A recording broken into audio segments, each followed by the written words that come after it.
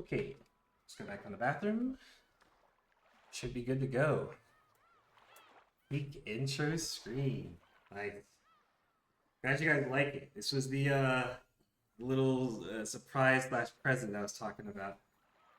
Just wanted to make a separate little, scene and source for the Umineko fan club. It's not much, but just wanted to make something specific.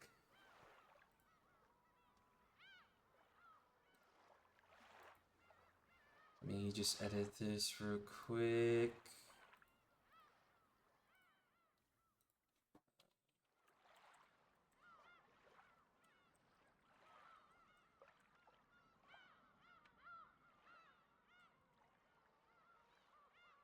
Okay. All right. I think I already set the source correctly, so it should be fine. I've tested this like several times, so nothing should break, but we'll see. That shit's godlike. I'm glad you enjoy it. Check this out. Please, please work. If it works, it'll be kind of cool.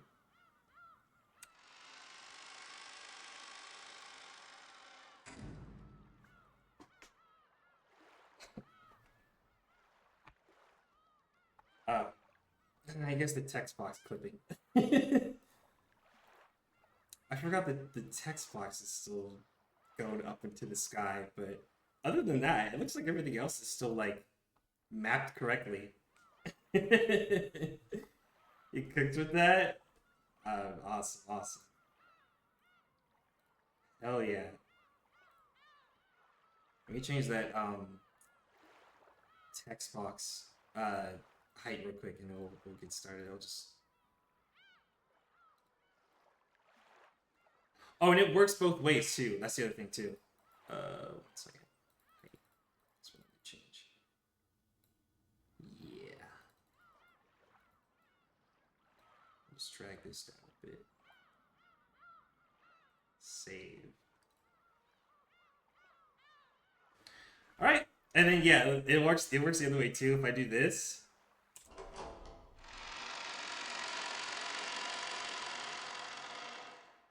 And it goes back. I added both.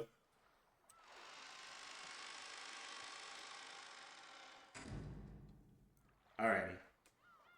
We'll leave it the way it is. I'll fix the text later. Okay. That's right. Okay, we were back here again.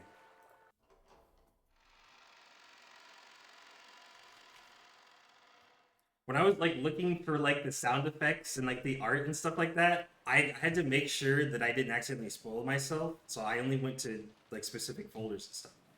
Promise you, I'm still right here in this story. Alrighty, I think we're finally getting into like the riddle and we're like spinning this chessboard a bit, trying to figure out this 19th person and like who could have actually done it. So pick up from there. It's like lunch ended, and the servants removed the tableware and went to the kitchen. The wind and rain neither weakened nor strengthened, and the island remained cut off from the outside world. At first, it seemed as though Natsui planned to stop anyone from taking a step outside the room. But when it came time to prepare lunch, she finally realized this would be impossible. However, in order to avoid having anyone alone in the kitchen, she told the 3 servants to go together. Because of that, the servants were the first ones given the right to leave the stuffy parlor, which had been packed with 11 people. Since breakfast had immediately followed a terrible incident, preventing most of us from eating lunch, everyone tore into their lunches in silence. 私が洗いますから、源氏さんとカノン君は少し休んでいてくださいな。Basically was... 何か飲みます？私は結構。カノンは？僕も結構です。Of course not. They're too お modest. 二人とも早朝から大変だったでしょう？参ってしまうのも仕方ないことですよ。The only noise was that of Kumasawa washing the dishes, which resounded throughout the kitchen. Genji and Kanon sat in some chairs a short distance away, their eyes lightly closed.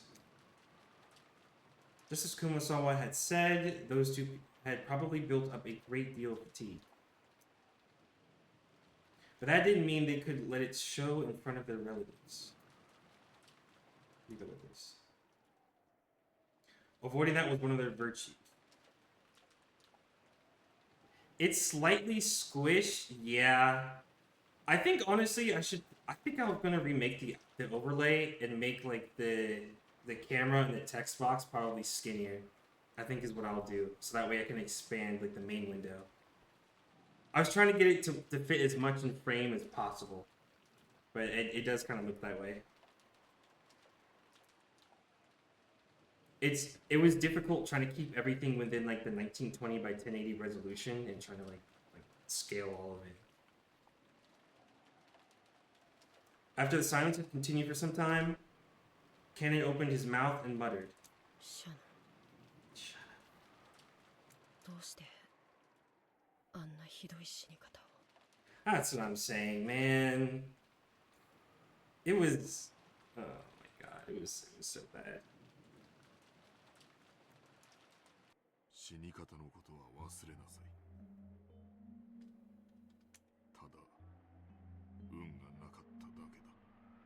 It's so easy for him to say that. Of course, dude.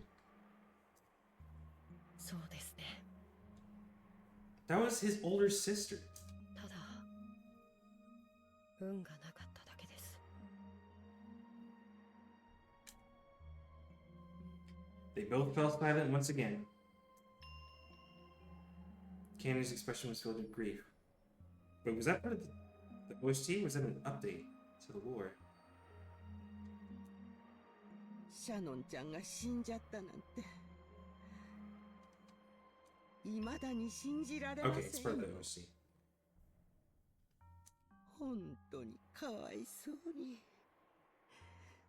もう会えないなんて嘘みたいですよ。もう一度あの子の笑顔が見たかったのに。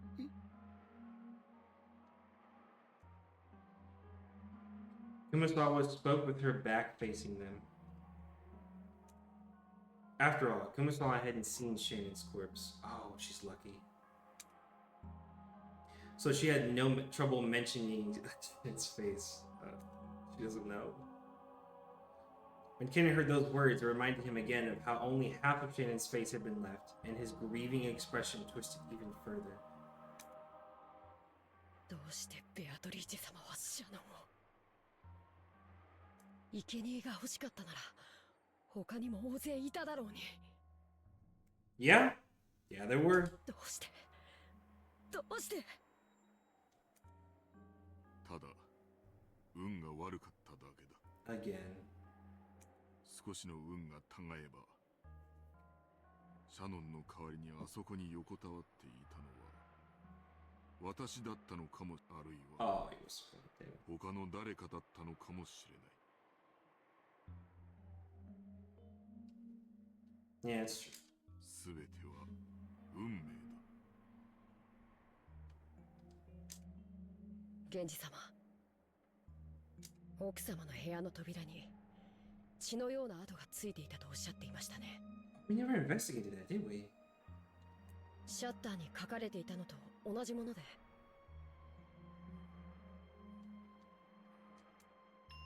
うん。君の悪い跡だった。まるで血のついた指でドアノブを引き抜こうとするかのような。部屋、扉をかき破ろうとしたのか。そんな君の悪い跡だった。ベアトリーチェ様が奥様の部屋を訪れてそして扉を開こうとしたけれど開けなかった。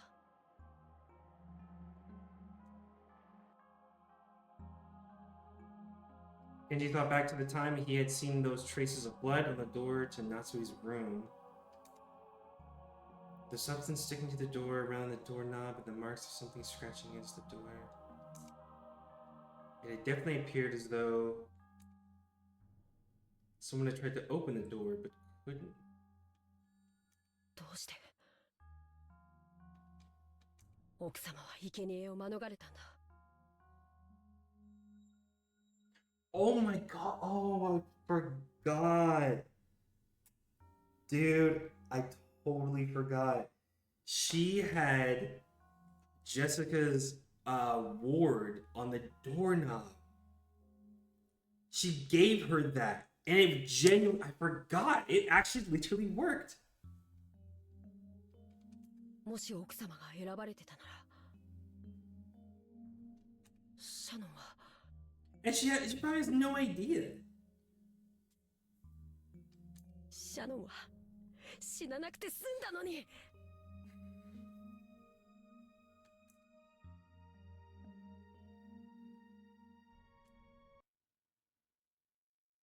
Oh? Just then a loud, sharp noise came in from the hall.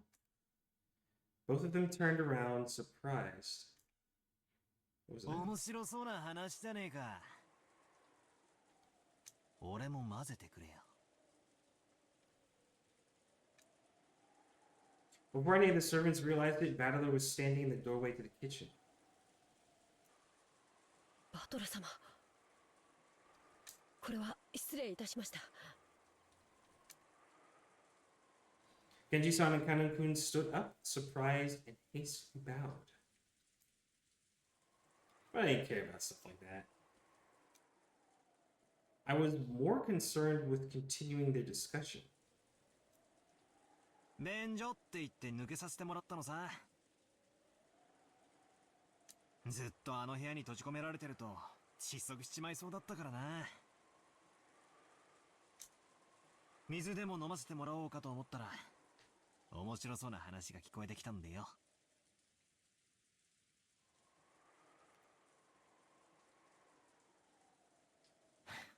頭なんか下げなくていいぜ。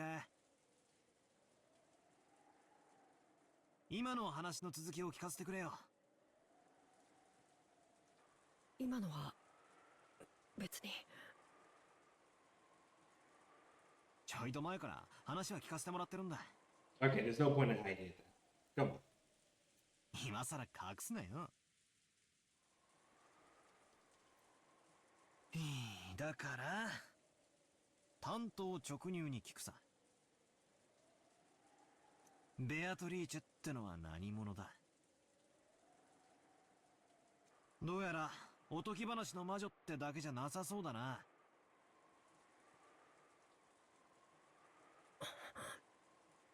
You know, with what's happened, I still can't believe this is episode 1. Which is making me think, like, what is going to be the final tipping point into episode 2? Like...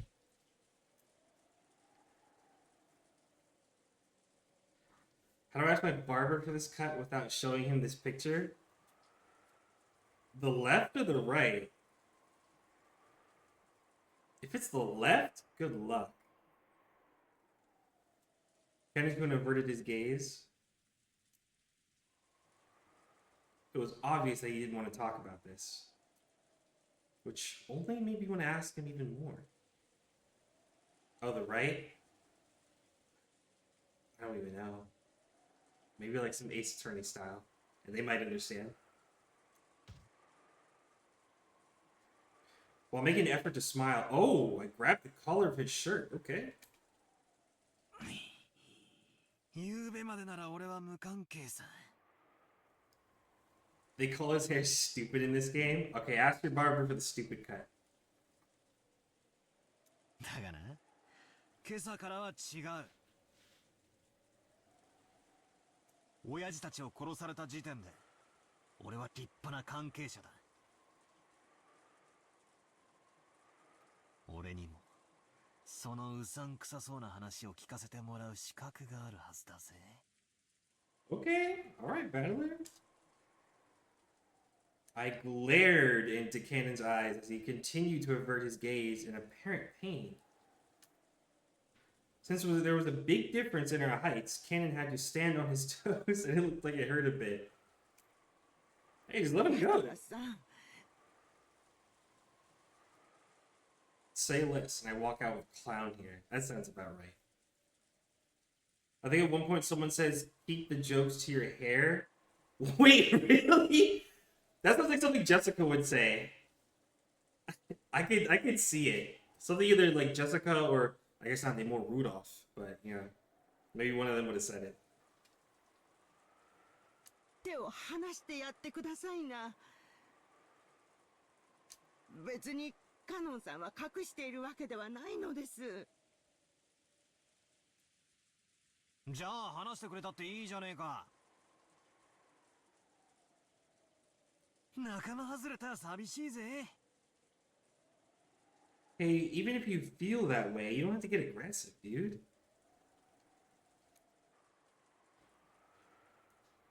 When I tried to further twist up his collar, Genji-san cut between us and spoke. In his expression were faint traces that he'd made up his mind to do something. Apparently, he had no intention of hiding it. And? お話しすることはできます。 Oh, okay, okay. ただ、バトラ様がお気を悪くなされるかもしれませんので、カノンは躊躇しているのです。躊躇なんて男らしくねえぜ。内緒にされる方が気持ち悪いさ。聞かせてくれよ。Okay, we'll hear from Genji. Fine. どうせ明日までできることはないんだ。多少はうさんくさい話の方が退屈も紛れるってもんだぜ。What happens when tomorrow comes and the typhoon is still here? Genji-san and Kanon-kun looked at each other, then nodded as though they decided to talk. わかりました。Wakarimashita. I need to close that. There we go. Right. 何でもお聞きください。お話しします。ああ。じゃあ聞くぜ。ベアトリーチェってのは一体何なんだ。 You know, we've been told several times. 俺が知ってる限りで One day he's just gonna 六軒 believe. 島の森に住まう魔女ってことになってる。森に入ると危ないからってんで、ばあ様あたりが作り出した脅し話だって聞いてる。違うのか。いえ、違いません。その通りです。ベアトリーチェ様は六軒島の森に住まわれる魔女であらせられます。バトラ様、にわかには信じられないでしょうが、ベアトリーチェ様は存在するのです。 Now, if only it was that easy for him to just go, oh, okay, I believe you. 親方様に莫大な黄金を授け、長いことおそばにお仕えした実在する方なのです。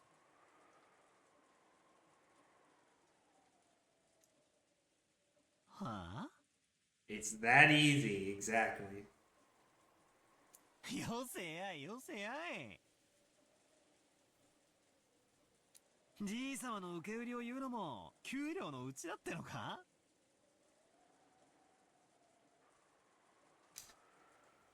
I laughed like it was a joke. But neither Genji-san nor Kanon-kun laughed. Not even Kumasawa-bachan, who was avoiding my eyes, flustered as she started washing the dishes. Yeah, it's kind of poor timing, dude. So unfortunately, I was the only one laughing. Painfully. Bitterly. Let's read the room next time. なるほど。源氏さんが断るだけはあるぜ。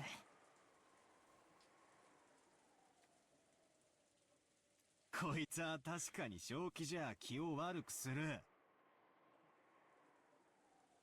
つまり、ベアトリーチェっていう名の人物は実在するんだな。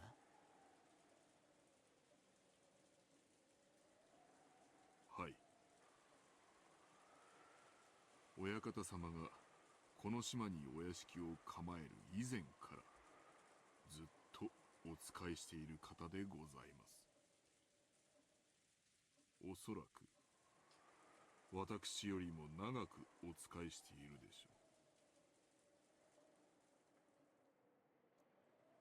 う。なんてこった。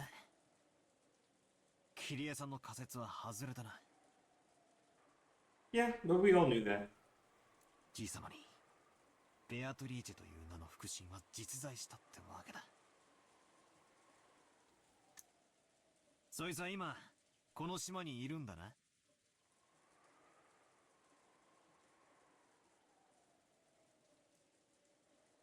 はい、いらっしゃっていると思います。曖昧な言い方だな。ってことは昨日今日そいつの顔を見たってわけじゃなさそうだな。はい。 I mean, there's enough to have a portrait of her. 大変申し上げがたいのですが、その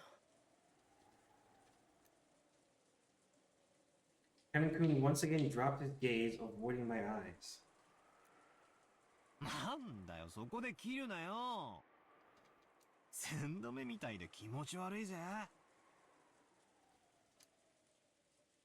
I urged him on jokingly again. However, it looked like Canon was still confused as to whether he should speak or not. Then, Kumasawa-chan whispered,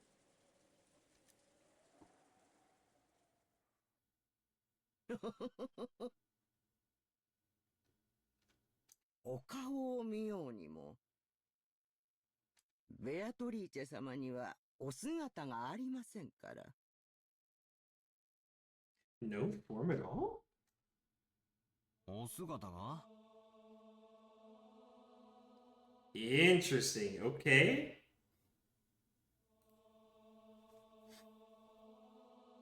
なんだって。ベアトリーチェ様にはお体がありません。ですからベアトリーチェ様がお望みにならない限り、私ども凡庸ではお姿を見ることすら叶いません。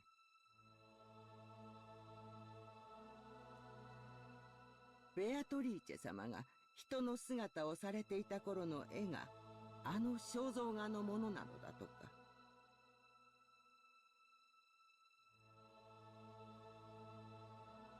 Oh, that's how they got it. Okay. そのお姿を懐かしみ、よく肖像画の前に佇まれているそうな。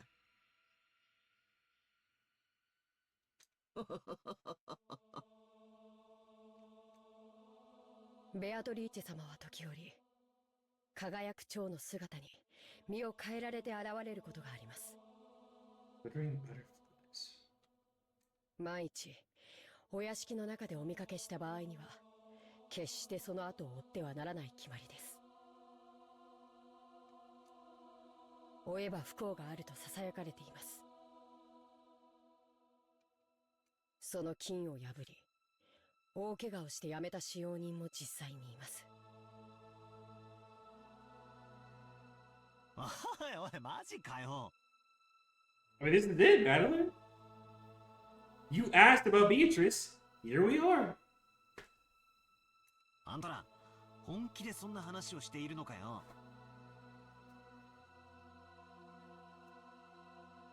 トラス様、すでにベアトリーチェ様がお越しになっておられます。そのようなお言葉はよろしくないかと思われます。ベアトリーチェ様はご自身を冒涜される方を好みません。その存在を疑えば必ずや不幸が降りかかるでしょう。バトラさん、気持ちの悪いお話とお思いでしょ。ですがね、ベアトリーチェ様はいるんですよ。います。それを疑われることをベアトリーチェ様はことのほか嫌われます。わかりませんか、バトラ様。ベアトリーチェ様は今すでにここにお越しになっております。おいおい、よせよ。俺、そういうのは弱いんだぜ。How long is it gonna take, man? He lost both of his parents. 脅しっこなしにしろい。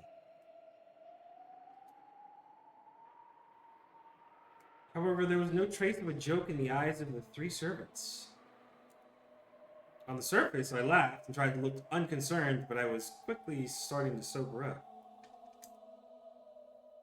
Their eyes were also sobering up fast. バトラさん、お願いですから、ベアトリーチェ様を冒涜することはおやめください。悪いことは申し上げません。I'm almost at the point where, like, you know what? Let him do what he wants to do. Let him be. And just whatever happens to him, going forth from here, it's fate. It's just fate.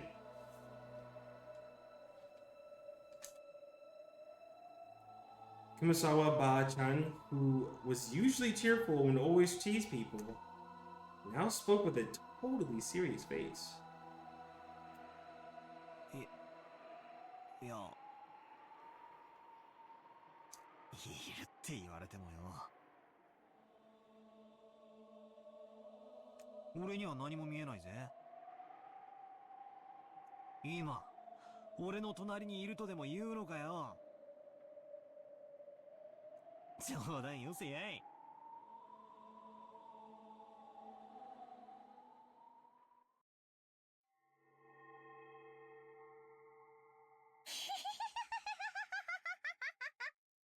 Okay, what a fucking scene change.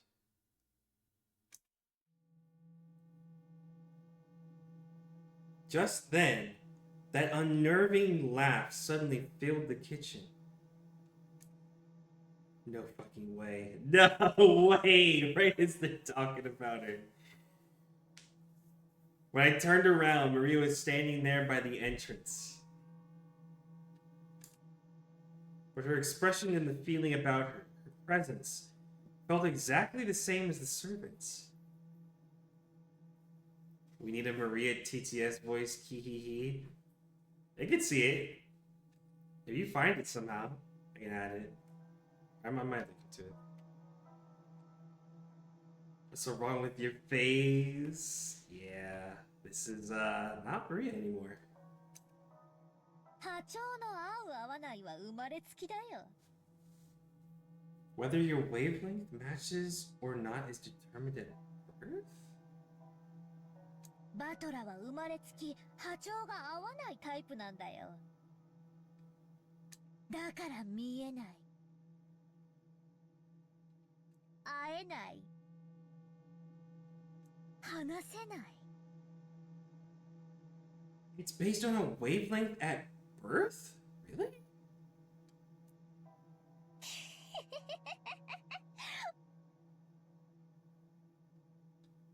ベアトリーチェの一番嫌いなタイプだよ。 Maria laughed like it was funny, but it sounded extremely eerie. It was almost like she was laughing at me because I alone didn't understand. トリーチェのことが知りたい？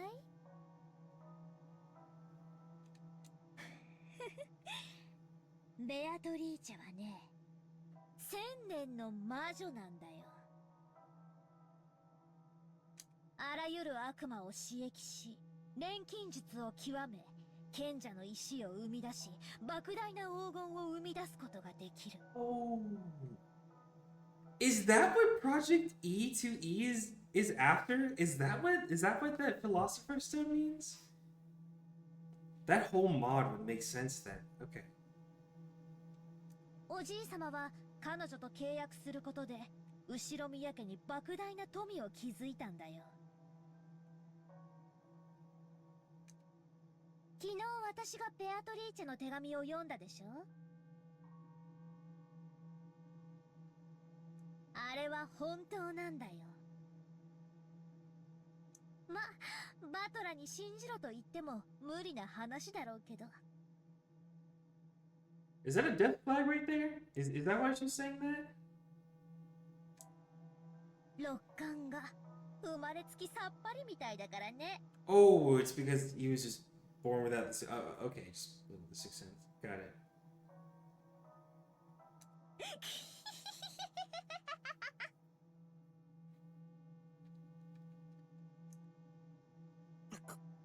なんだよそれ。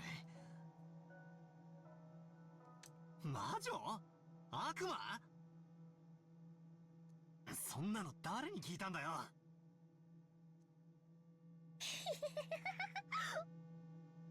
ベアトリーチェ本人に聞いたんだよ。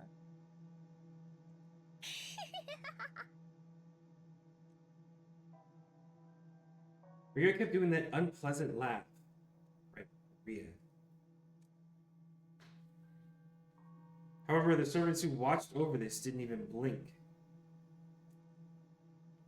She heard it from that witch in the portrait adorning the entrance hall. Rhea kept on laughing in a weird voice, as though this was nothing more or less than the truth. マリア、聞くだけ野暮だろうが、もう一回聞くぜ。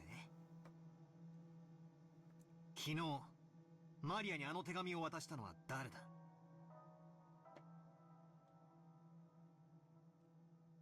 ベアトリーチェにもらったって何度言えばわかるかな。わかんないよね。見えないんだもんね。信じられないもんね。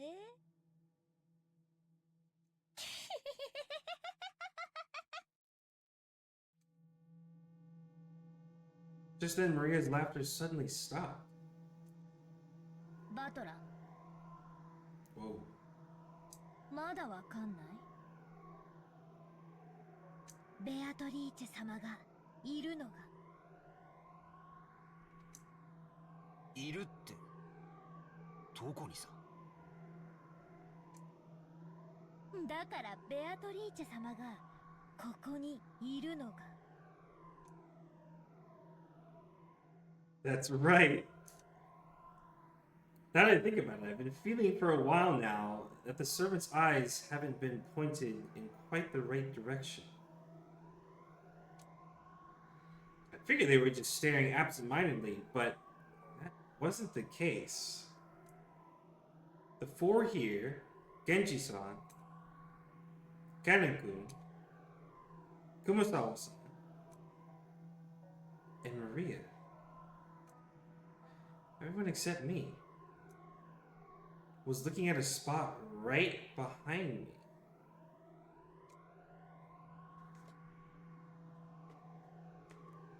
Holding my breath tightly, I slowly looked over my shoulder. Of course, there wasn't anyone there. I've known that the whole time. Yeah, I knew that. Yeah. However, everyone in the room except me was focusing on that point as if there was someone there. ベアトリーチェは1000年を生きた偉大な黄金の魔女。でも波長の合う人間にしか自分の姿を見せられないし、話しかけられない？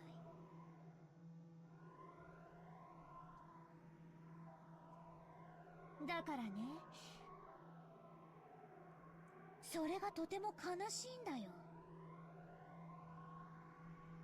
だからバトラみたいな生まれつき魔法のセンスもかけらのない人に存在を否定されるのがものすごく嫌いなんだよ。バトラは幸運だよ。 Lucky? 昨日私にお守りをもらっていてよかったね。 Oh, that's right. それを身につけていなかったら今頃ベアトリーチェのどんな呪いが身に及んでいたか分かったものじゃない。本当に幸運なんだよ、バトラは。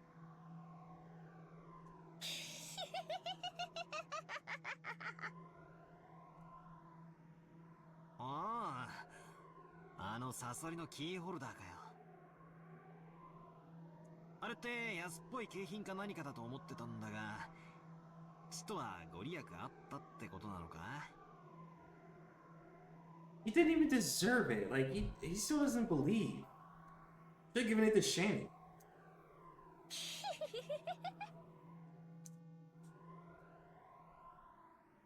それがなかったら今頃バトラがあの倉庫の中で顔面を砕かれて生贄にされていたんだよ。幸運だったよ、バトラは。 Yeah, just laid it all out there.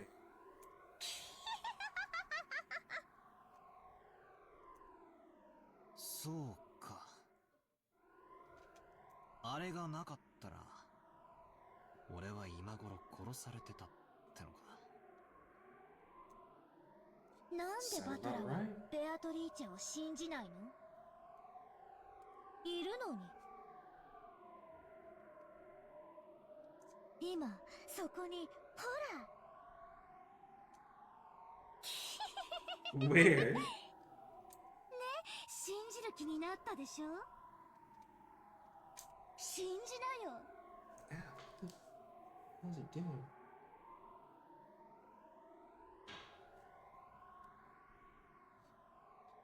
マリアにお守りをもらったことを感謝しながら。あれがなければバトラは今頃倉庫の中。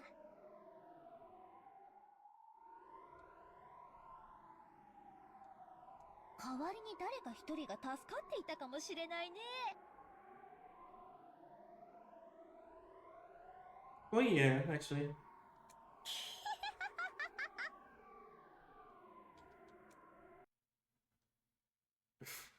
Oh, we're just gonna shrug it off. Right, okay. Right then, I burst into laughter. Oh my god, after all of that, that's your first reaction. Playing witches had been pretty fun up until a second ago, but unfortunately, that last one seemed to be too much for me to gloss over.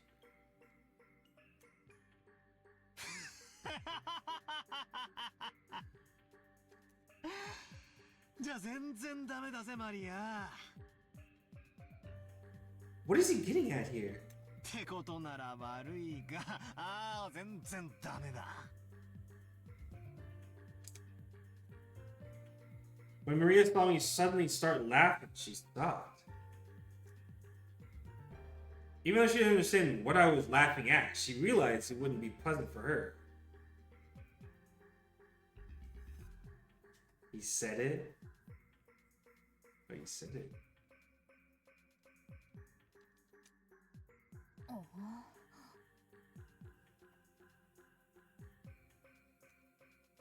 お前が傷つくだろうと思ったから俺黙ってたけどよ。お前にもらったお守りよ、俺ポケットに入れたつもりだったんだけどよ、どっかに落っことしちまったんだぜ。 Oh! Wait, really? Oh shit, okay. If that's true, I gotta hand it to him on that one then. If that's true. Shit, I thought he still had it on him. No way. だから俺が今この瞬間に無事なのはお守りのおかげでもねえし。なら魔女様の呪いがあって当然なのに、今この瞬間もピンピンしてる。 Oh, damn. Then wait, where? 悪いが俺は自分の目で見たものしか信じねえ。 Oh, dude, he's fucked. He's so fucked. He's owning kids with facts and logic, right? He literally won't believe in anything that he can't see. Literally see. And honestly, I was against him for the longest point, right? Building up to this, I was against him. Like, dude, there's proof, right? What is so hard about believing in her? Come on. But then he came back with this. And if he really survived the night and didn't have that scorpion keychain at all with him, then, like, I mean, he's technically not wrong. I hate him, but he's technically not wrong then. Like, what else is the reason then if he lived? 第6巻 Yeah, get owned, kid. 課長魔法のセンス悪いが俺はそういう眉唾なもんは一切信じねえぜ。 I can't tell if this is what's going to keep him alive later or what this is going to be his downfall later. I can't tell yet. クラスの女が霊感がいいの悪いのって言い出すのを聞いてると虫唾が走るのさ。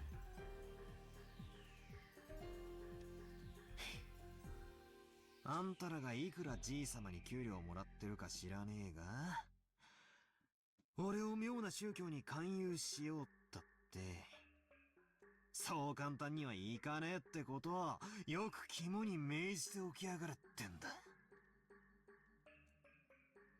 バトラ様。This is really bad. カノン君たちが信じるのは自由だぜ。だが俺が信じるかどうかは常に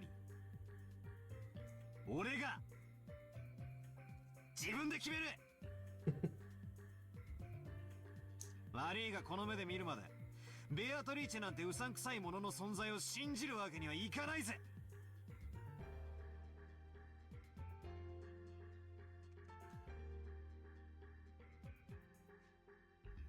Oh, okay. I spoke forcefully and sharp. Then Maria started cackling again. Oh, is this the clapback?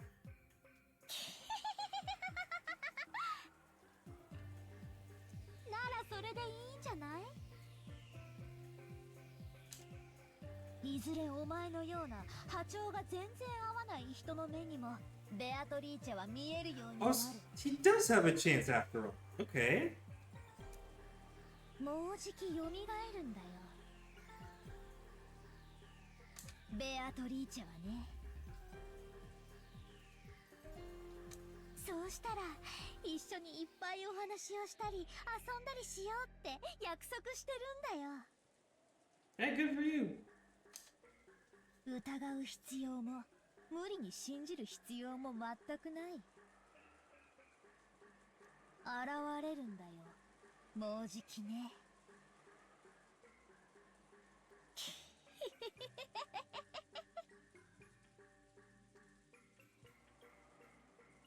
Shit, okay. So be it.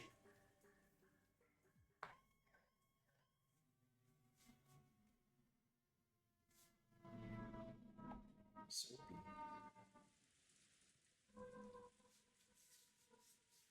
After a meal, some people tend to head to the bathroom, while others prefer to relax for a bit. It seemed that several people had left the parlor, just like I did when I went to the kitchen to drink some water.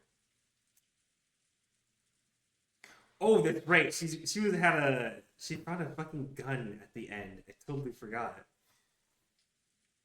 In the end, Aunt Natsu reluctantly retracted her order that everyone remained packed into the parlor, on the condition that no one headed out on their own or strayed too far. In any case, if 11 people were shut up in the same room, starting early in the morning, the air will start to stagnate. Also, quite some time had passed, so everyone was starting to recover from the shock of that morning, and their sense of danger might have been weakening too. However, it was a certain fact that 6 people had been killed inside the mansion, so no one was completely negligent.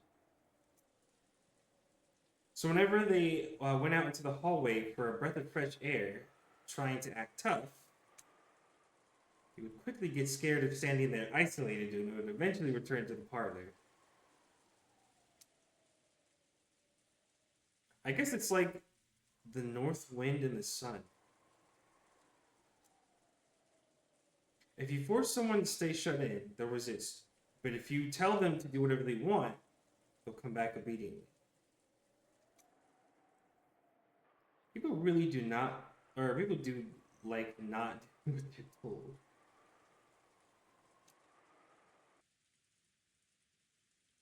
When the servants finished cleaning up from the meal, they returned immediately to the parlor, just as Natsui had told them to, and sat on a sofa near the entrance, patiently awaiting orders.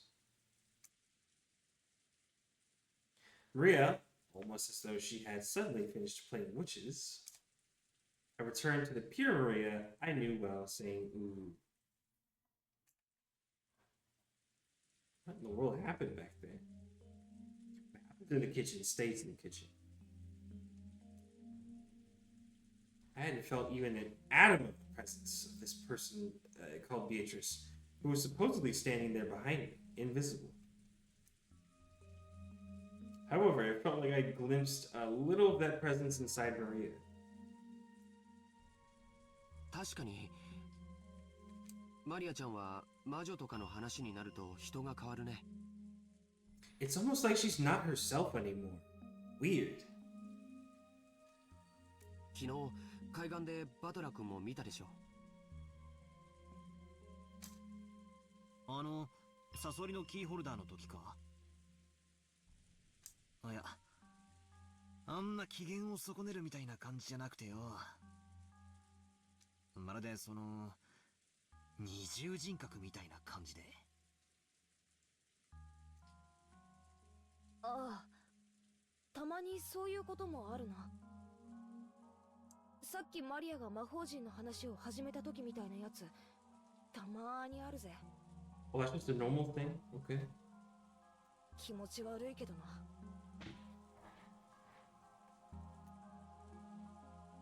Apparently, Jessica had spotted that hee Maria a few times.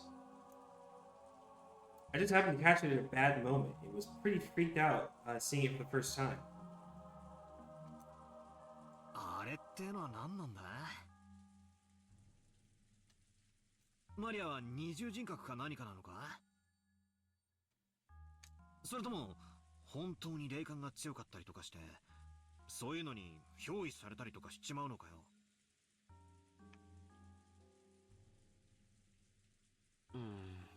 そういうのじゃないと思うよ。バトラ君にも経験ない？小さい頃、自分以外の誰かになりたかったなんてこと。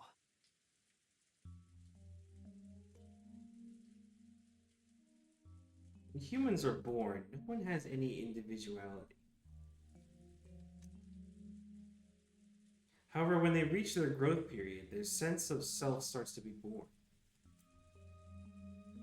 They want to be different than other people. Since everyone else in their class is learning the same things at the same rate and being forced to the same lifestyle, of course they aren't going to find anything that makes them different from everyone else around them. Once they realize that, the first thing they do is start breaking the rules in what's called the rebellious stage. Since everyone else follows the rules, they want to show off their individuality by breaking them. So even those who try to act tough, mocking everyone around them, calling them childish, can actually be viewed as cute kids searching for themselves, if you look at it this way.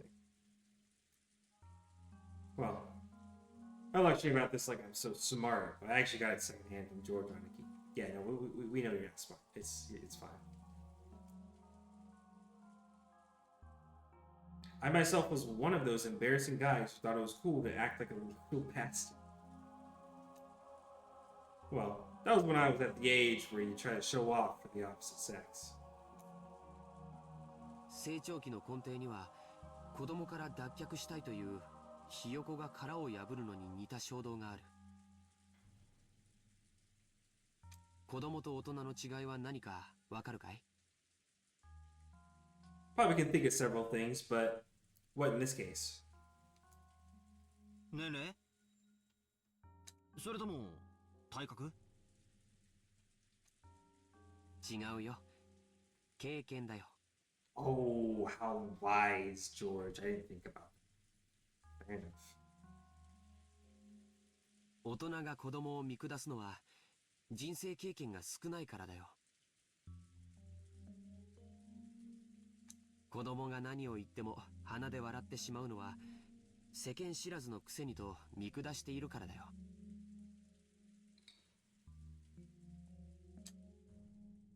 ああ、そういうのわかるぜ。子供の頃って妙に人生ってもう悟りきったようなことを口にして年長しゃぶりたくなるよな。大人は子供が何を言っても世の中甘くないとか社会に出ればわかるとか鼻で笑ってる。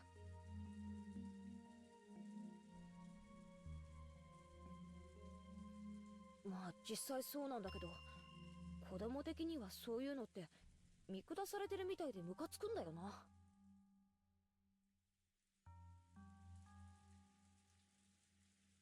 な。なるほどな。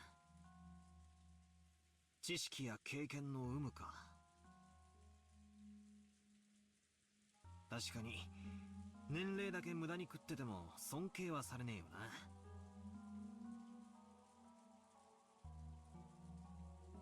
となるとつまり子供から脱却したいという衝動を持つ時期にかつ他者とは違うという個性を持ちたくなる。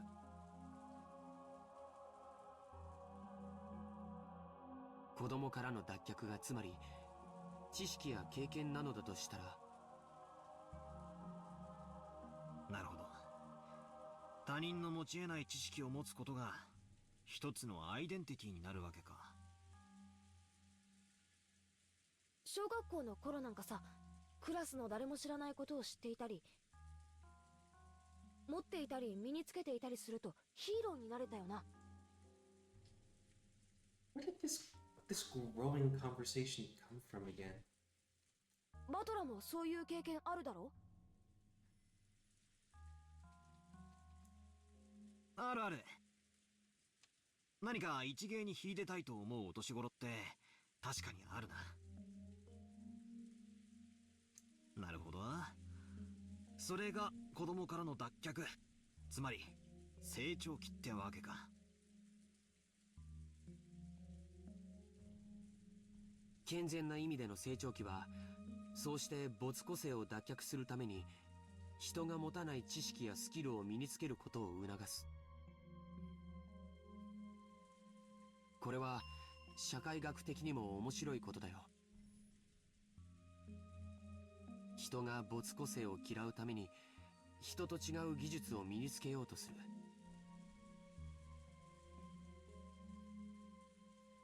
これにより社会は幅広い技術を獲得して立脚する。神々の高度なプログラミングに驚かされるね。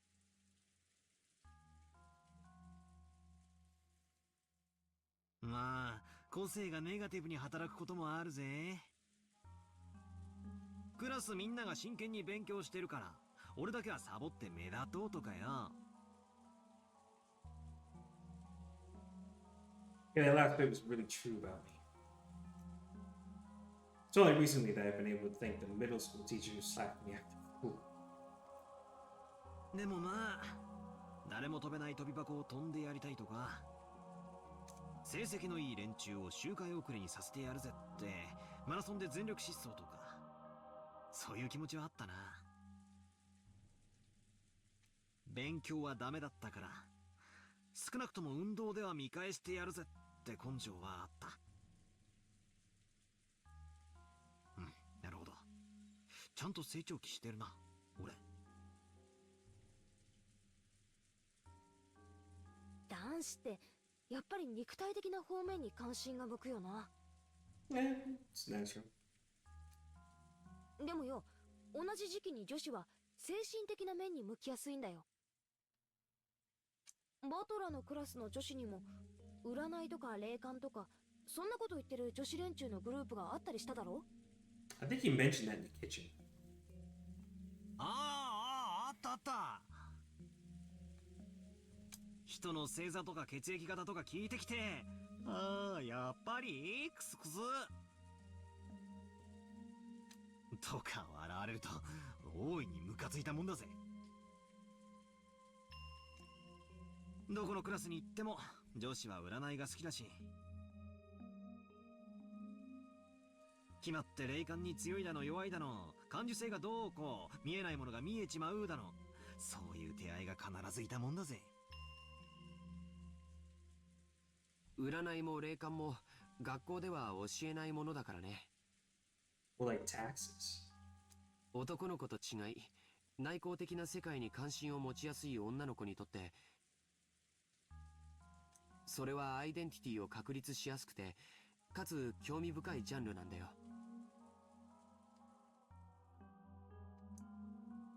男子が成長期に入ると急に悪ぶったりして大人に反抗を始めるのと全く同じに、女子も成長期に入るとそういうのに興味が出るようになるんだよ。私はそうでもなかったけどさ。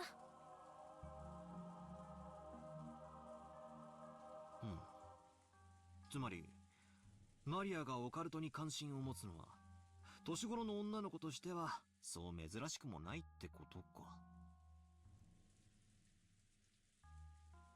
Even if we accept it, I wonder if it explains that creepy dual personality thing. You know, actually, I think I probably could accept that explanation more or less. さっきも言った通り、大人になるというのは知識や経験を持つことを言う。だからそれを得るために子供たちはいろいろなことを学んで子供を脱却しなければならないんだけど、子供の世界に今も昔もはびこっているある便利な妄想があるんだよ。わかるかい？漫画やアニメに多いだろ。ほらあれだよ、前世の記憶が蘇ってとか、 Like, really slant? 偉大なるなんとかの魂が乗り移ってとか。 That one. Yeah, no, that one specifically. 他にも遺伝子が覚醒したりとか、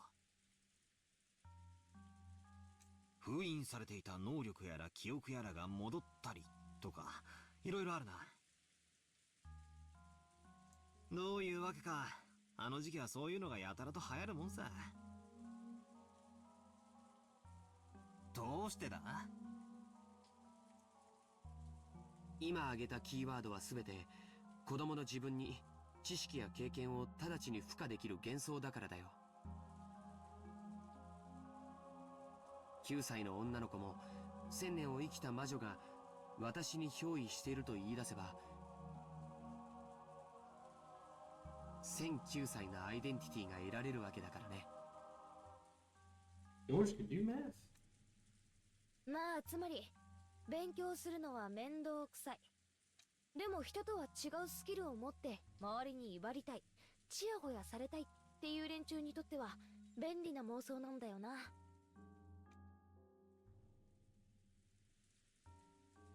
So you can brag about something without having to work hard or study. That's how those PayPal legends think. I see. Isn't that a kid's greatest dream? あとは子供からの脱却願望には必ず自分の理想像の自己投影が行われ、その願望の姿が別人格として形成されることが少なくない。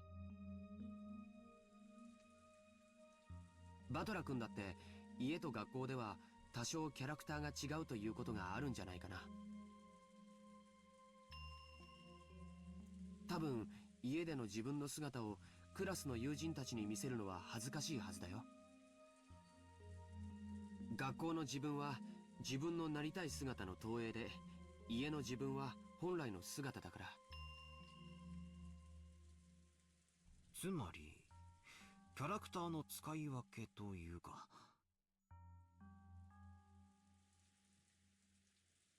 人格の多重化はごくごく当たり前だと言いたいわけか。オカルトが好きな女子はそれを憑依と言ったり覚醒と言ったりするぜ。正直ドン引きするくらいにキャラを変える子もいるよ。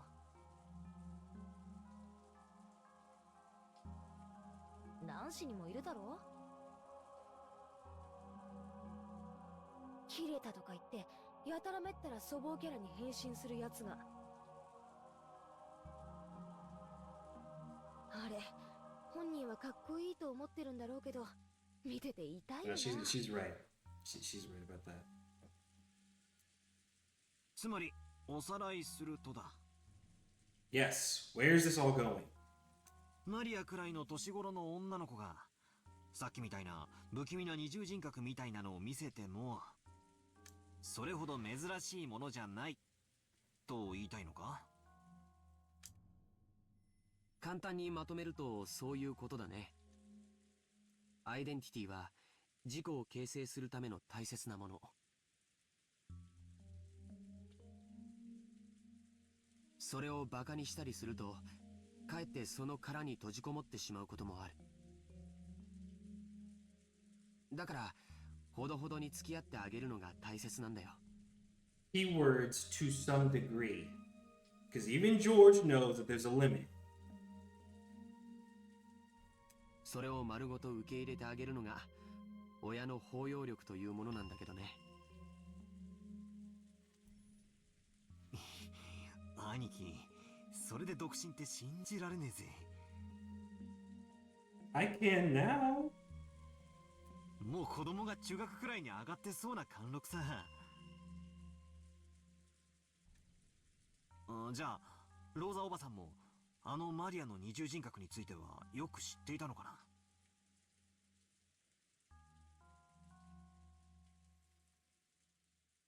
知ってたぜ。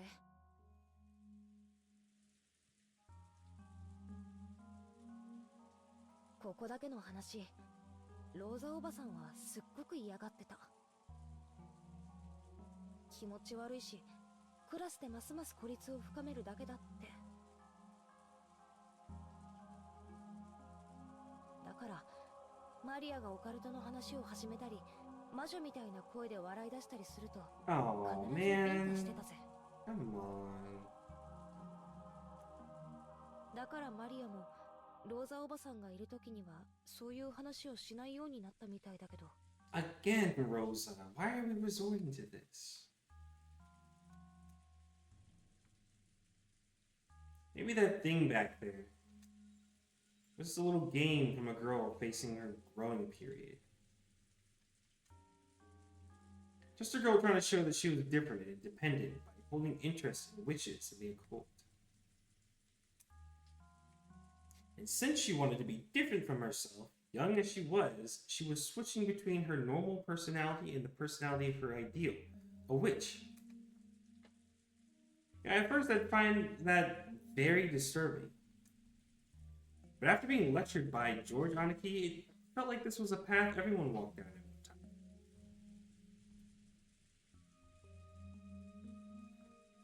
I haven't told anyone. When I was in kindergarten, I joined up with a little gang of kids trying to form an... Oh, no way! Wait, EDF mentioned? Form an Earth Defense Force, saying we'd help protect peace on Earth. I was not on my bingo seeing EDF in Umineko. It's crazy.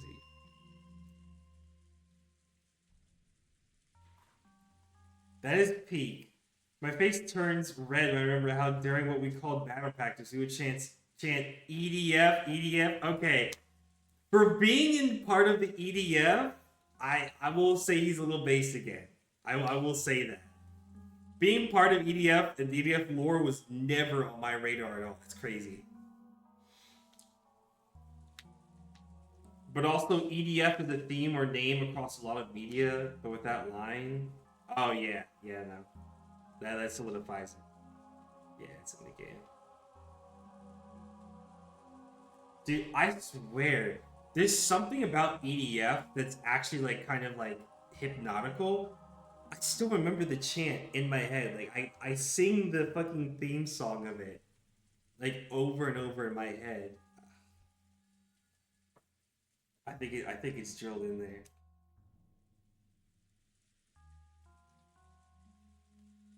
Just like usual, Maria was relaxing, immersed in the TV, oohing and laughing just like any girl her age.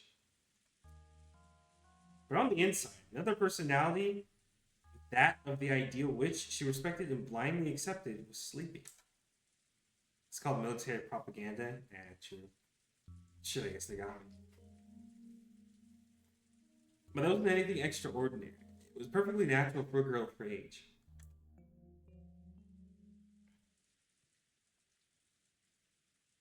I've calmed down a bit. The shock from my bizarre experience in the kitchen just now is fading away. If I hadn't talked to Aniki and Jessica, I might still be frightened by the idea that an invisible witch is standing right behind me. However, can I really accept that as an explanation for what happened back there?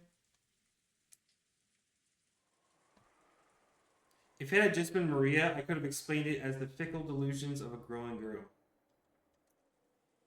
But Genji-san, Kanon-kun, and Kumasawa Bacha have also been there. None of them had denied what Maria said. They silently accepted that Beatrice exists. I'm starting to feel a little uneasy. Aunt Eva's position was that no number 19th person existed. That the crime was an inside job tied to the family quarrels. On the other hand, Aunt Nasu's position was that the culprit was hiding somewhere outside the mansion. So she rejected the possibility of an inside job and supported the idea that a 19th person existed. In the kitchen, Maria and the servants had also supported the idea of a 19th person. But according to them, this 19th person isn't human. They said it was an invisible witch carrying out some mysterious plan.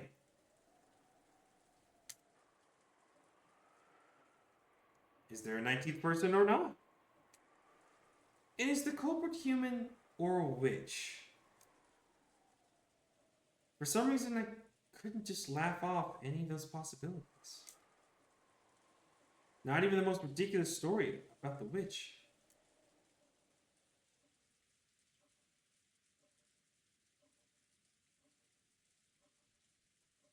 ジェシカ、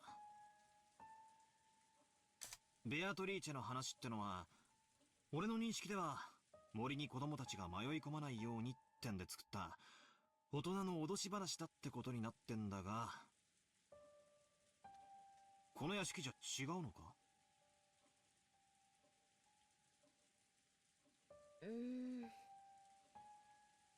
私もバトラと同じ意見だぜ。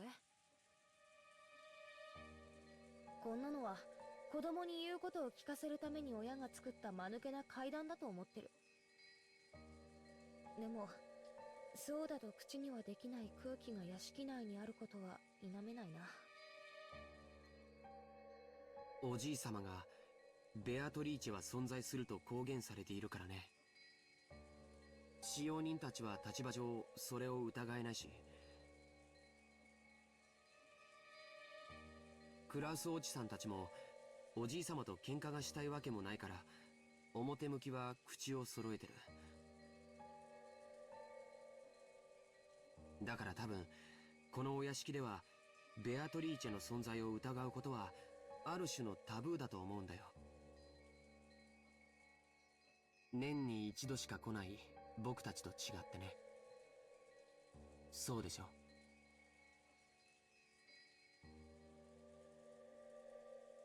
Jessica took a deep breath in admiration. It looked like Anarchy had guessed right. ジョージ兄さんの言う通りだぜ。みんな腹の中じゃ信じてるわけじゃない。でも表向きはその存在を認めてる。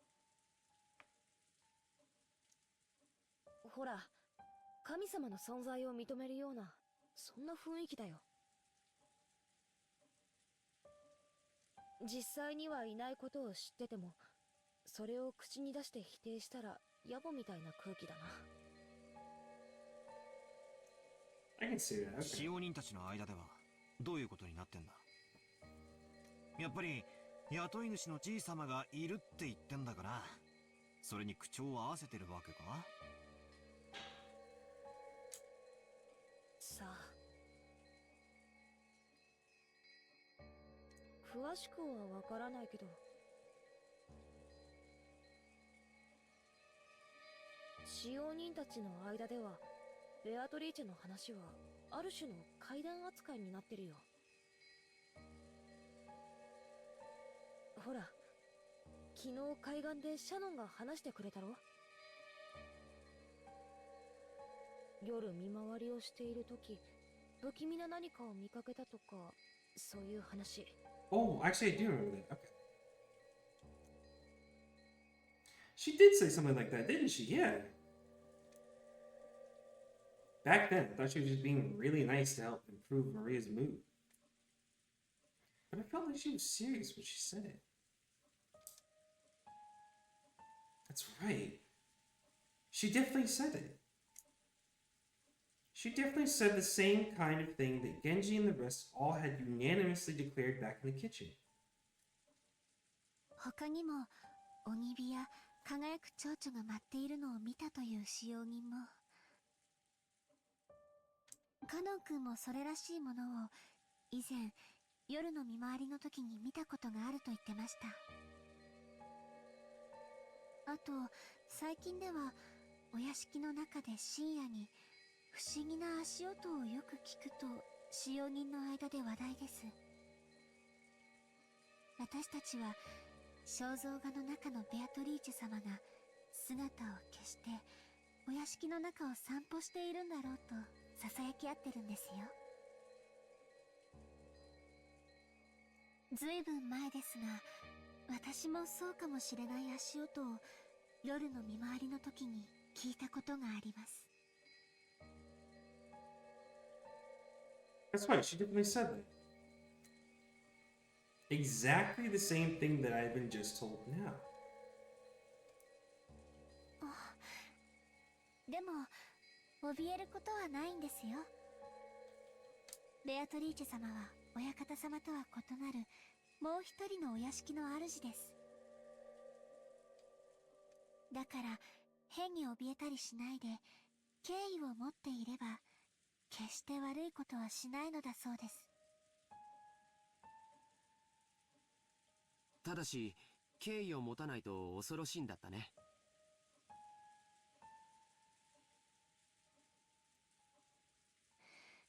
はい。私が勤めを始める直前に階段を転がり落ちて腰に大怪我をして辞めた方は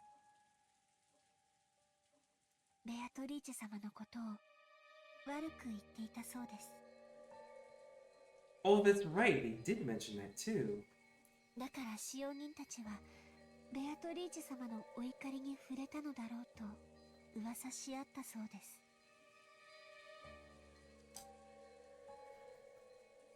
敬わないとお怒りに触れて怪我をする。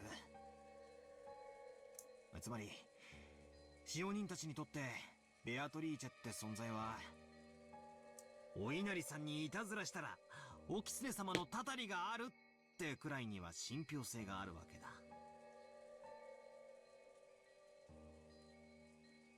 Of course, even though everyone accepts that curses and the like don't exist in the modern era, people are still afraid and still have a little respect for them.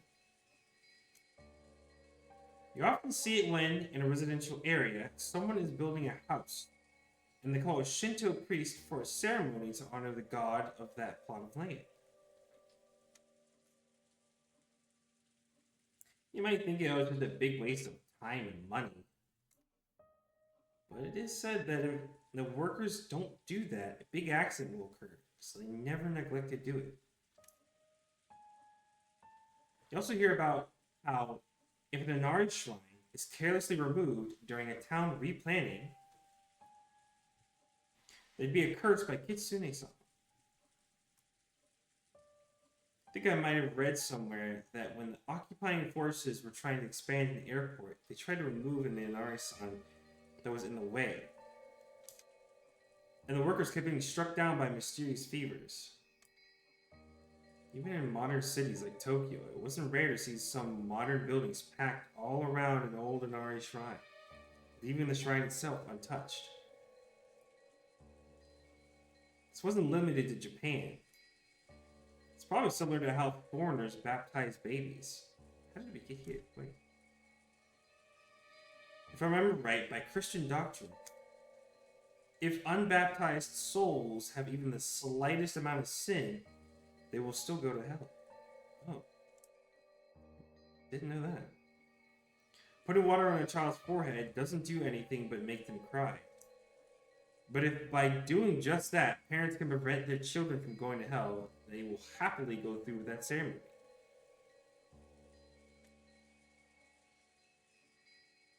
In short, even in this modern society of reason, we were still unable to throw away every trace of belief and fear. You could even say that we even accept certain sorts of supernatural things, though in a passive way. Maybe the only difference on this island is that Beatrice is the object of that worship. じゃあ、つまり、この島で、とても人間技とは思えない何かが起これば、それはベアトリーチェの仕業だ。That could be と fair な to るわ say. けだ。Yeah. シャノンちゃんも言ってた気がするな。ちゃんと閉めたはずの窓や扉や鍵が、もう一度見回りに来たら開いていたとか。消したはずの明かりがついていたり、つけたはずの明かりが消えていたりとか。んで、確かジェシカは、朝出かけようとしたら、カバンが見つからないのもベアトリーチェの仕業だってふざけてたんだよな。よく覚えてるな。So it is. 普通なら妖精さんが隠したとでも言うところが、この島ではベアトリーチェがになるってだけの話だぜ。ま、そんなくったらない話さ。このお屋敷も築30年くらいになるそうだからね。それだけになれば多少の怪談やオカルトは生まれてくるものだよ。学校の七不思議なんかのようにね。そこで But that's where I'll... チェス盤をひっくり返すぜ。Oh, spin the check. Right. つまり、この島では人間にはできないことはベアトリーチェの仕業と置き換えることができるルールがあるってわけだ。人間にはできないこと。人間は何人だ？ 18人だ。つまり犯人はこの島のルールにのっとってこの事件は魔女の仕業だとアピールしていることになる。つまりそれは19人目の仕業ですよと訴えたくて仕方がないわけだ。気に入らねえぜ。 I don't like it one bit. 全然気に入らない。 Oh, he actually did. That's crazy.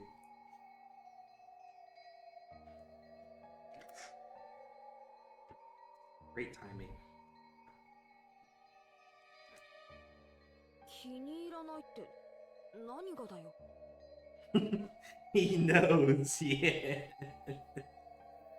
What are the odds he literally would have said that?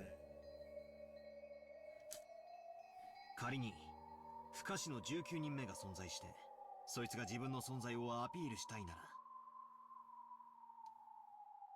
俺ならもっと完璧なタイミングでやるぜ。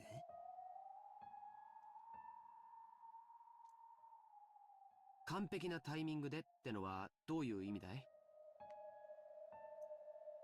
ああ。だって、事件は深夜から未明にかけて起こったの？深夜まで話し合いをしてたり、夜勤をしてたり、あるいは部屋に帰って寝ていたり。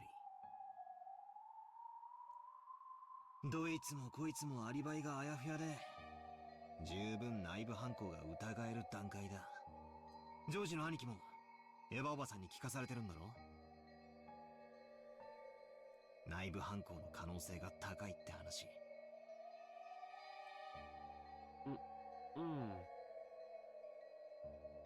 まあね。つまり不可視の19人目が実在したなら、最初の事件は自分のアピールに失敗してるんだ。いや、そもそも時間帯がミステイクだ。I mean, is it really a failure if they got away with the sacrifices in the end? Like, I think it was still task failed successfully. 不可視の19人目をアピールするためには、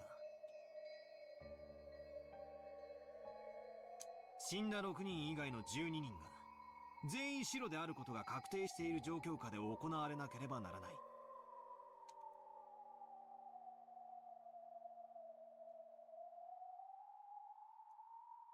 疑わしい人間がゼロにならなきゃ自分の存在をアピールできないんだよ。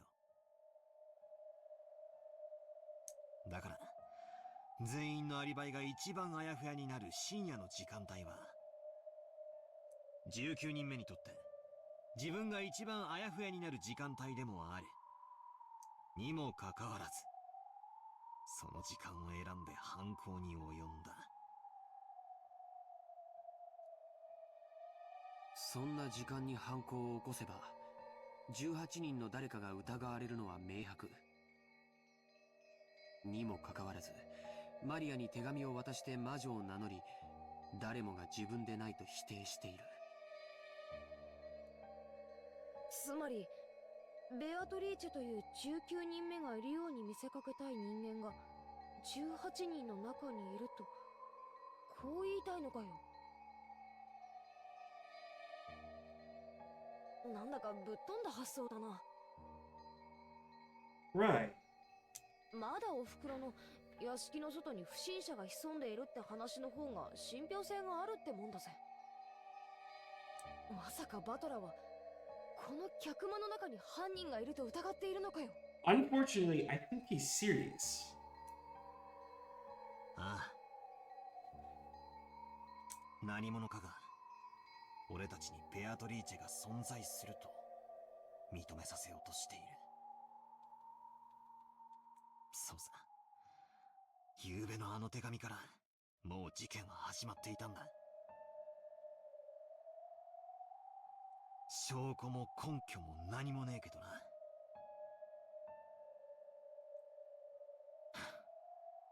鉄板を逆さにした限りじゃ、俺の見立てはこんなところだ。飛びまくってるにも程があるぜ。 He really thinks he's the Sherlock.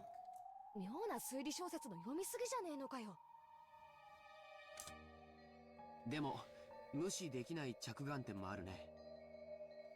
19人目がいるかいないかは別にしても、その犯人は確実にこの島のルールにのっとって何かを仕掛けてきている。僕はね、今バトラ君の話を聞いていて、少しだけ気持ち悪いことを思い出してたんだよ。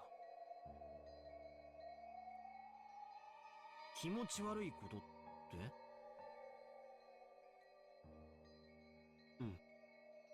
？The letter? 覚えてるかい？ベアトリーチェの手紙。ベアトリーチェは利子の回収を行うと言っていたね。そして利子とは後宮家の全てだと言った。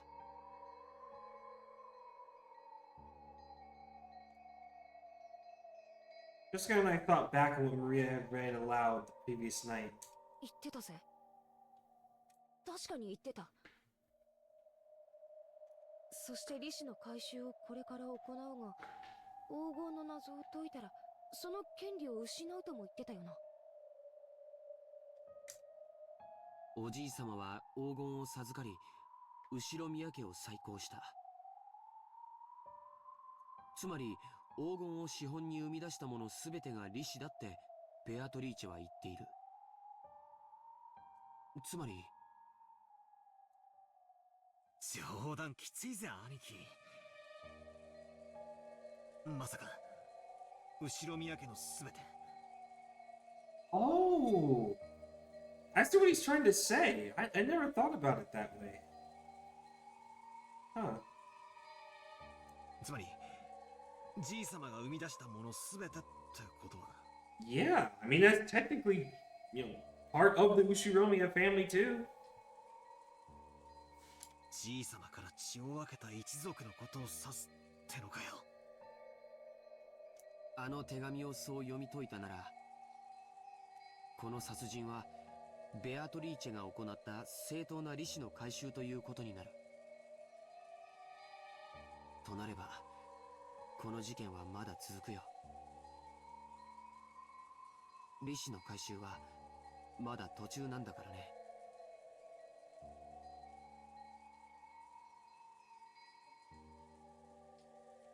George turned around, looking over the park. There's so many people who held the name Ushiromiya. Because Goda-san and the Shena-chan had been killed, we knew that not even the servants were safe, despite lacking the Ushiromiya name. 私たち全員を殺すつもりかよ。でもおかしいよ、ジョージ兄さん。Can't make the Arby's guy scream about his balls. Yeah, that's on purpose. That's on purpose for just today specifically.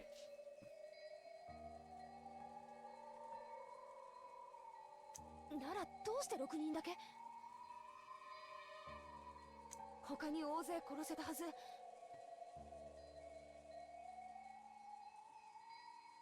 下手をすれば寝込みを襲って全員を一晩で殺すことも可能だったはず。どうしてそれをしなかったの？特別条項だよ。 Oh, right, the special clause. 黄金の謎を暴く者が現れたら利子の権利は失われる。そして手紙の最後にはこう結ばれていたはずだよ。おじい様の黄金の謎をみんなで解いてみろとね。ジーザス。 Jesus. ようやく犯人のメッセージが分かってきたじゃねえか。つまり犯人は俺たちにじい様のあの碑文の謎を解いてみやがると言ってるわけだ。しかもぼやぼやしてればどんどん利子の回収を進めちまうつもりだ。 Jesus. Right, I know what you're trying to say. I know what you're saying. Fitting.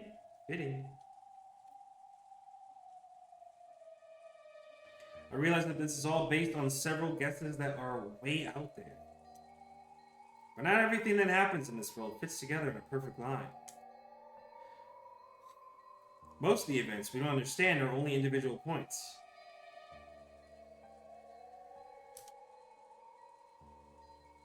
By fitting them into a straight line, we're beginning to understand.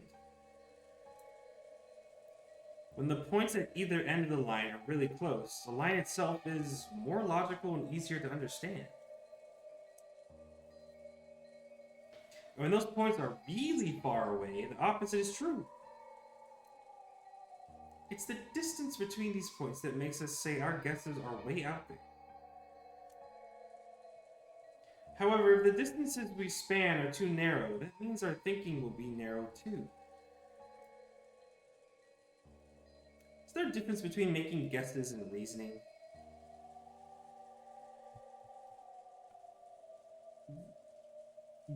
Yeah? Well, shit.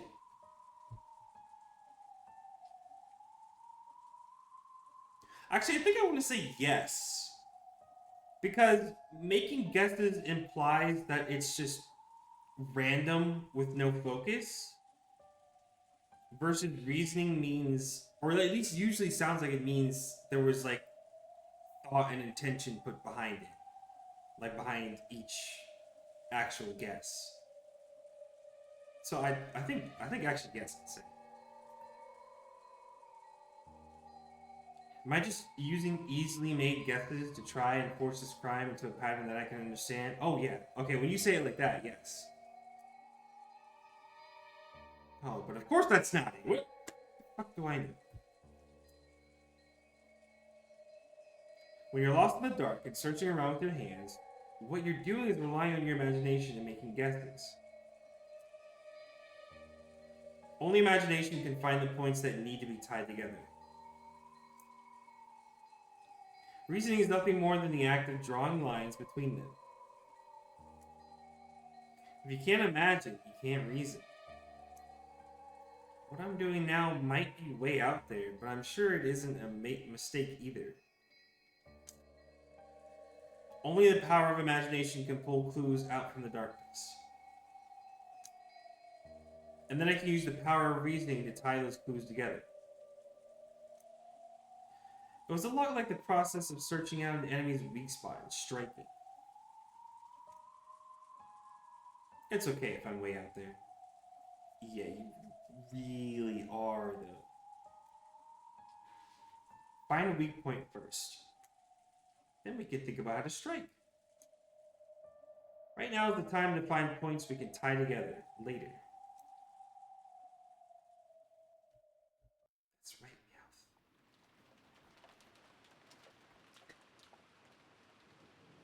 They've been holding this in. So, when this snaps back to, I'm gonna use the bathroom and make like some quick coffee real quick. So, I will be right back.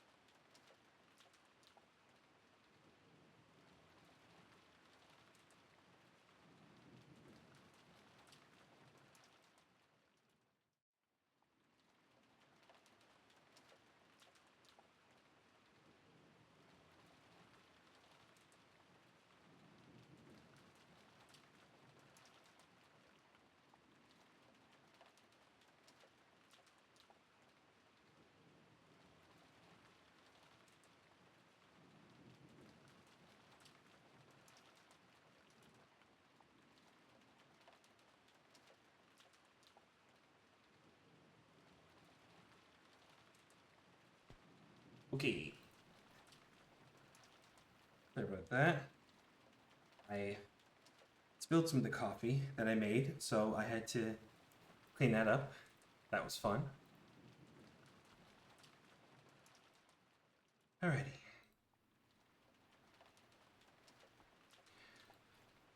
Let's get back to it. All good to go.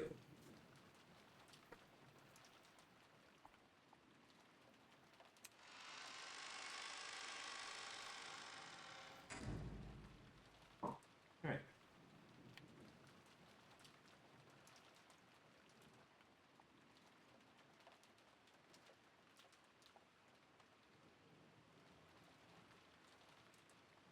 For the time being, I put aside whether a 19th person existed and announced our theory that the goal of the culprit might have been to make us solve the riddle of the epitaph. Uncle Hideyoshi seemed to be extremely interested, but Aunt Natsui said it was ridiculous and dismissed it. 確かに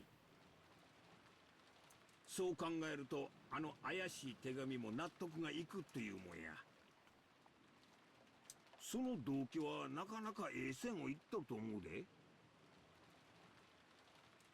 マリアちゃんに手紙を渡したのが誰かはさておきな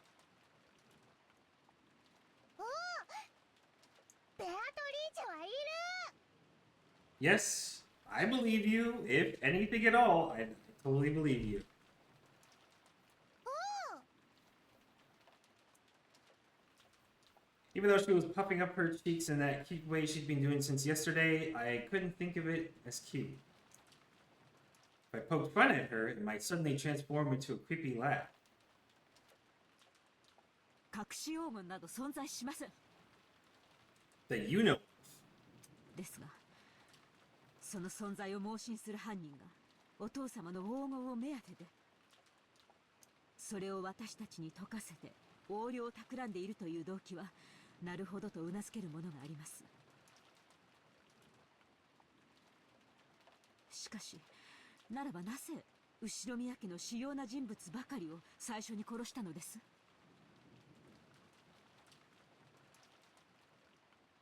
道理ですな She says highly ranked, but let's not forget that like 2 servants were taken, so you know it's kind of a balance.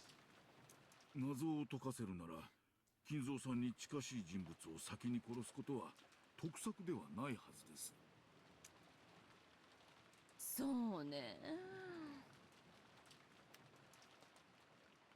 それにその論法で行くんだったら最初にお父様を脅迫した方が早くない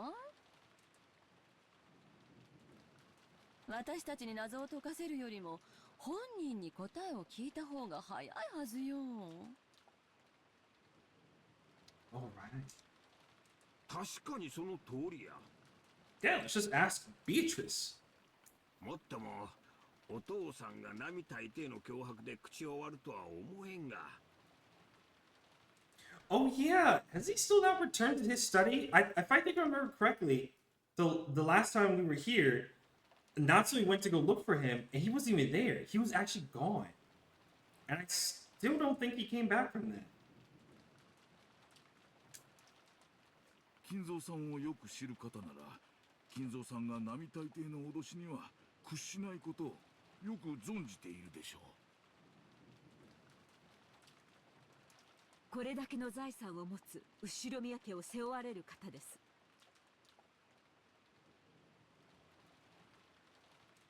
今日まで様々な攻撃や脅迫にさらされてきました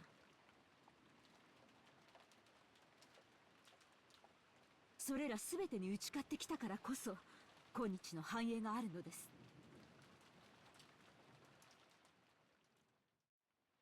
それに関しては私も同感だぜうちのじい様が脅されて何かに従うなんてちょっと想像もつかないぜ Yeah, right. Anybody that knows Kinzo knows that. ジェシカ言葉遣いがはしたないです Come on. It's embarrassing. はいならこういう発想はどうだろう。いや、これもぶっ飛んでるか。I'm wondering how long it's gonna take for him to just be out there, like plan-wise, before he realizes, hey, for how far out there I'm going, maybe I'll just wrap around and it just seems normal. You know? You know, I pressed the wrong button. Oh, I thought I accidentally closed it. Okay. I couldn't hesitate. Other ideas are like bows and arrows. It might be hard to hit with, but it's a great weapon because you can hit enemies far away.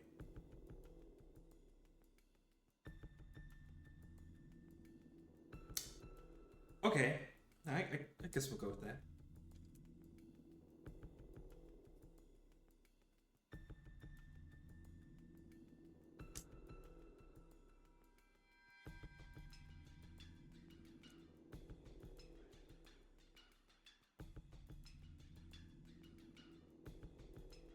Is this like the 18th century or something? Wait, what? Even further than that? Oh, wait. Go to the next one. Let me go to the next one. Okay. So keep shooting. Over and over. Create a wall as you push forward towards the truth. Forward towards the truth. I was like... I had it in my head that he was reading it, and I was like, I was like listening to him say those words. I'm like, oh fuck, wait, it's not actually him. 謎を作った本人に答えを聞く方が手っ取り早いさ。じゃあさ、これはつまり全てじい様に当てたメッセージってことじゃないのか。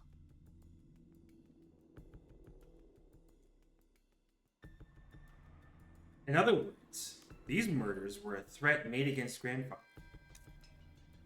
If he didn't tell the culprit where the gold was, his family members would be killed off one by one.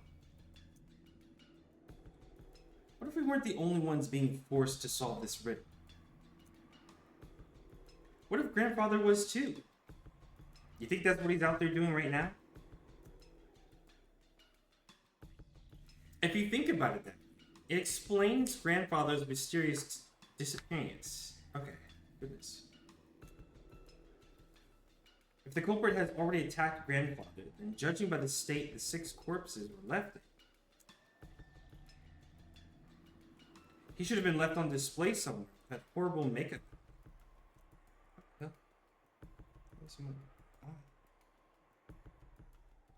But despite that, we still haven't found him. So does that mean Grandfather has been kidnapped and is being held somewhere? I highly doubt it. まさかそんな。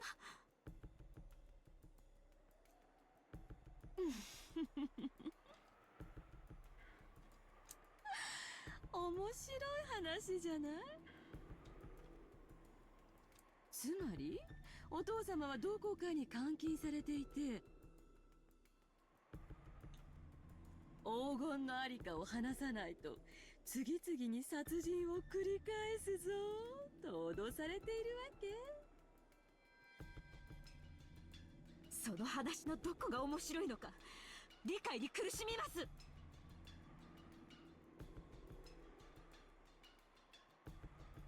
Aunt Natsui glared at her, but Aunt Eva just smiled calmly. この時間になっても姿を現さない以上、おじい様が事件に巻き込まれているのはほぼ間違いないと思います。それを思えばバトラ君の仮説も無視することはできないんじゃないですか。I mean, you can. I've been doing it pretty well. It's dumb. ジョージは黙ってなさい。そもそもお父様っていついなくなったのかしら。最後にお父さんの姿を見たのは誰や？ It's a good question. I'm gonna guess and assume Genji. 多分私でしょう。Or Natsui. Okay. Shit. Or Natsui. Mm-mm-mm-mm-mm-mm. 今朝主人たちの姿が見えないと騒ぎになった時、お父様の書斎にいるかもしれないという話になり、私がお部屋にお伺いしてそこでご挨拶をしました。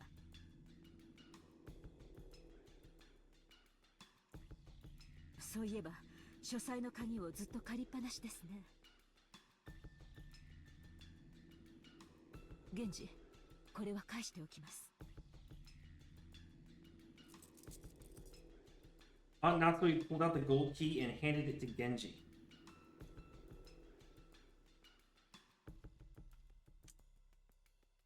Looking at the key, Aunt Eva giggled. ねえ、源氏さん。どうせ警察はお父様の部屋も徹底的に捜査すると思うわ。何を隠していてもどうせ暴かれちゃう。What are you getting at here?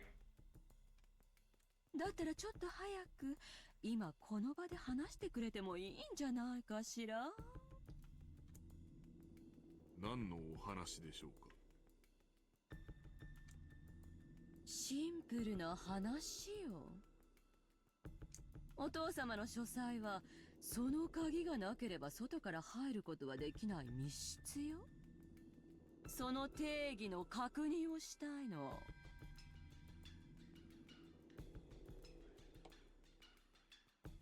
お父様の部屋には入り口が一つある。あとは窓？他に出入り口は？ありません。中に入るには入り口しかありません。間違いなくね。I mean, at least to his knowledge, right?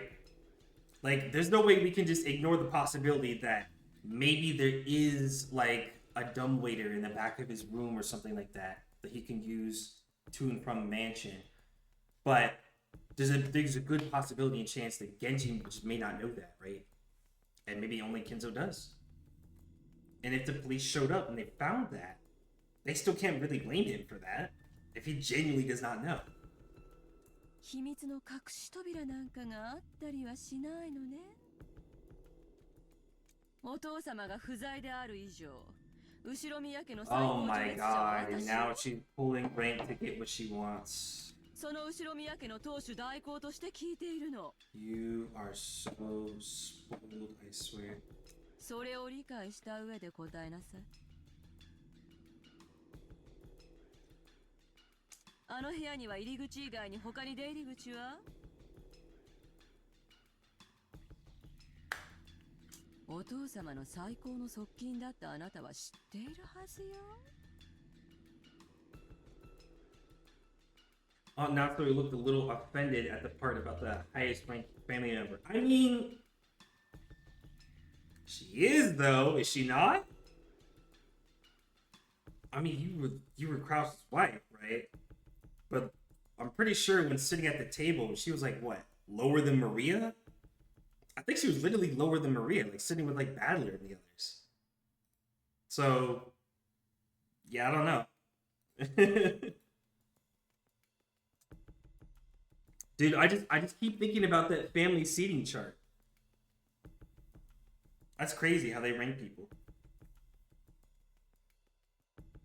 But she kept her mouth closed for the time being and waited for Genji's answer. I couldn't help but feel a little uncomfortable. I might too.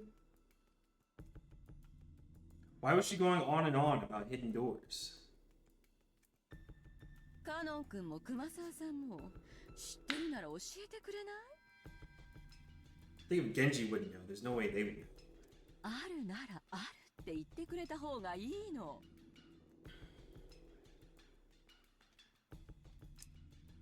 じゃないと今からある人がとても追い詰められることになるわよ。隠し扉があると仮定されたら、私の話はすべて水の泡。Aunt Eva didn't specify which person was about to be driven into a corner. But following the flow of the conversation, I had to feel that she was referring to Aunt Natsu. 母さん、何の話？ジョージは少し黙ってなさい。Careful. Careful, bro. She's not kidding. どうなの？源氏さん。カノン君。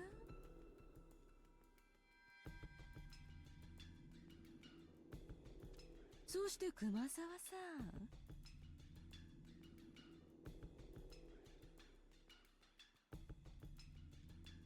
隠し扉はあるの？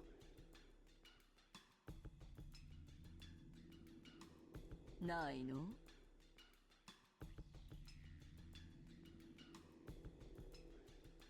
源氏さんはお父様が書斎を改造した時、施工業者の監督をしていたはず。知らないとは言わせないわよ。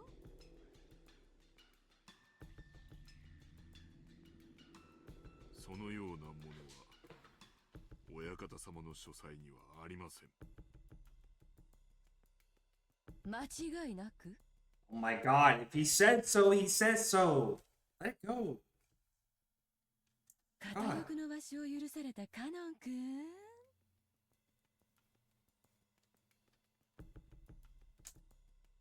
はい。間違いなく。親方様の書斎に隠し扉などありません。熊沢さんは Really going down the line, goddamn. いえ、私も聞いたことがありませんよ。お父様と親交の深い南條先生は私もそんなものは聞いたことがありませんな。結構。じゃあいい？話を始めるわよ。Begin what? とってもシンプルな話なの。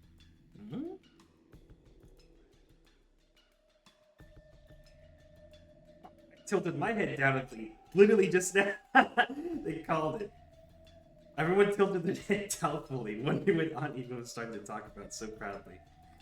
Shit, that got me. Aunt Eva laughed triumphantly, as though she were about to reveal a secret only she knew. Which is... お父様を最後に目撃したのは夏日姉さんよね。Right? 詳しい時間は忘れちゃったけど、今朝の9時前くらいのことだと思ったわ。Why did the music stop? 姉さん、覚えてる？私、あなたがお父様の書斎からちょうど出てくるところに出くわしたわよね。Where is she going with this? ええ、覚えています。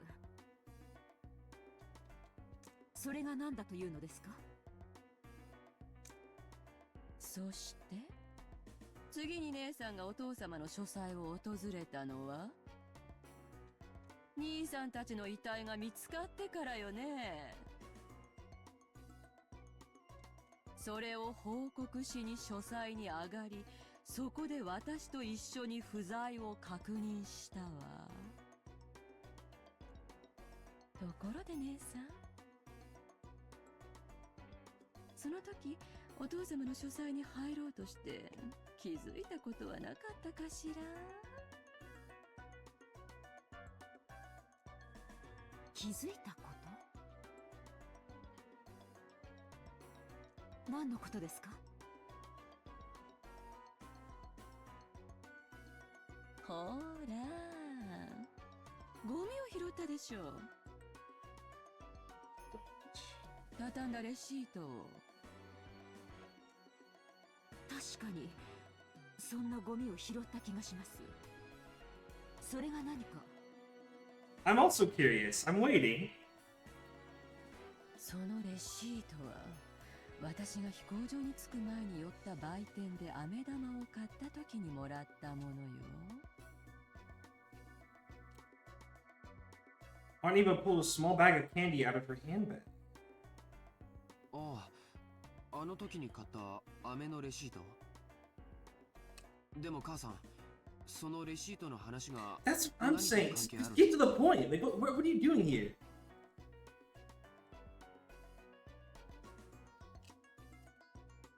ジョージ、もうちょい黙って聞いとってや。 Okay, alright. Uncle Hideyoshi's expression was a little strict. Apparently, he understood what Aunt Eva was getting at. Must be fucking nice. 本当にこれは気まぐれよ。何かを予見してたとか。ましてや夏日姉さんを罠にかけようとか、そんなのじゃ断じてないんだから。実はね、そのレシート、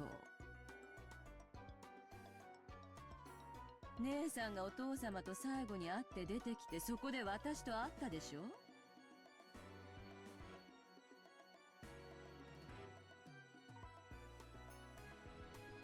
その時、書斎の扉に私が挟み込んだものなのよ。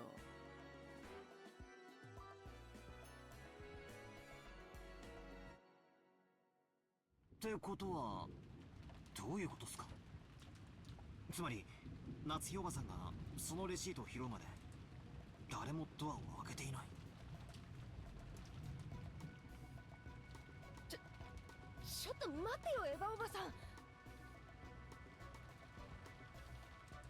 レシート挟むなんてバレバレだって。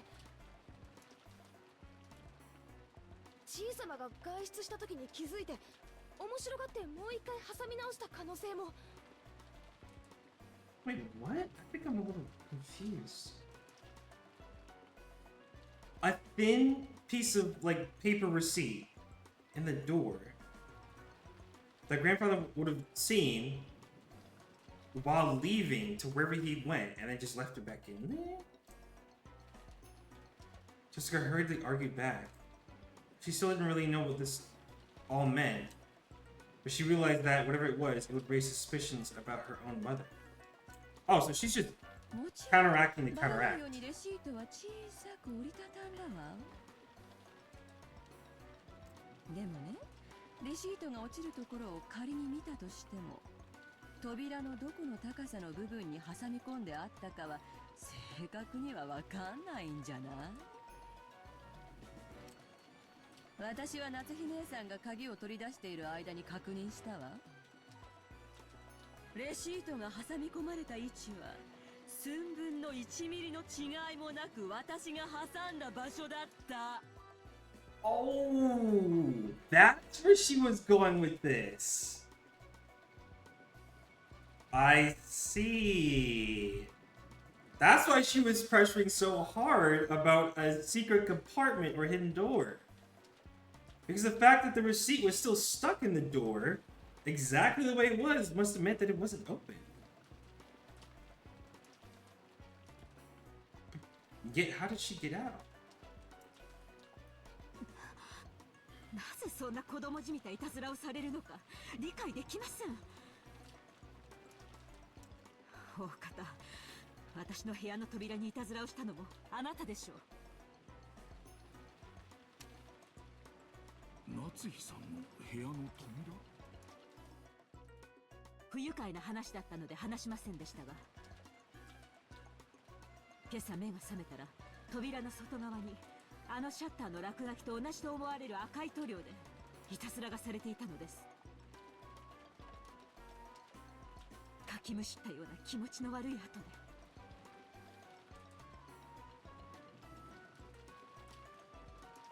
なんやその話。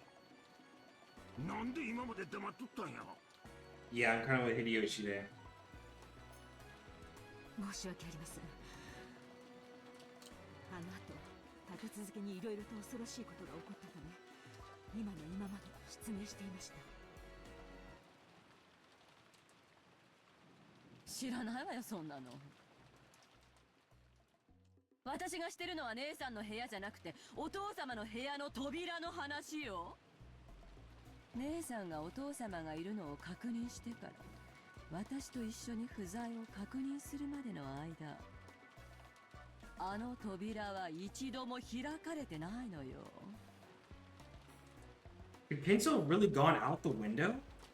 But like, that's the only other thing that could have been, I guess, opened or went through.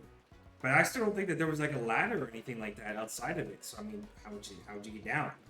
It's not exactly on the first floor. 扉を使わず、どうやってお父様は外に出たのかしら。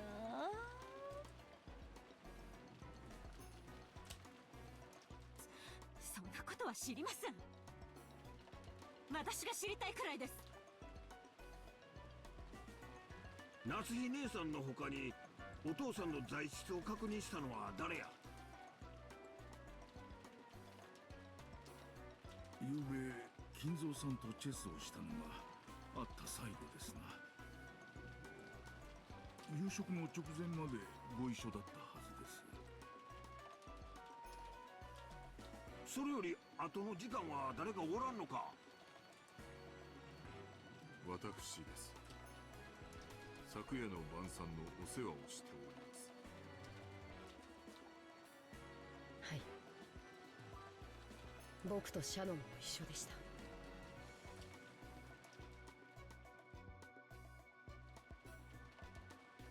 ここまでは間違いなくお父さんも部屋にいたやろな。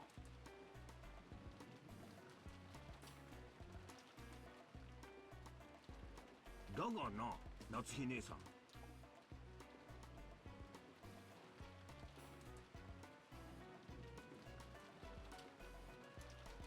不在だった書斎は窓も扉も全て閉め切られた状態だったそうやないか。Ibuprofen all over the place. なのに夏日さんは今朝お父さんに会って話をした言うとる。私には皆さんが何を険悪になっているのかわかりません。I mean, it's because how did he get out if he didn't open the door? Like he was saying. どなたか説明してくださいますか父さんと母さんは夏日おばさんが今朝おじい様に会ったというのは嘘だと言っているのかい？ Now that's a bold accusation. The receipt trick was kind of smart. That was clever, but like, you know, how can we really prove it here? 嘘なんかつくもんかよ。母さんは潔白だぜ。 Here it is. I think this is where the next step in the riddle is gonna start, right? This is that divide. What did it said something along the lines of like everyone remaining will tear apart the two that are closest, right? So it's still not really confirmed who the two closest are, but I think this is like the start to that. Like I think this is where it's like starting to really come to effect. なんで嘘なんかつくんだよ。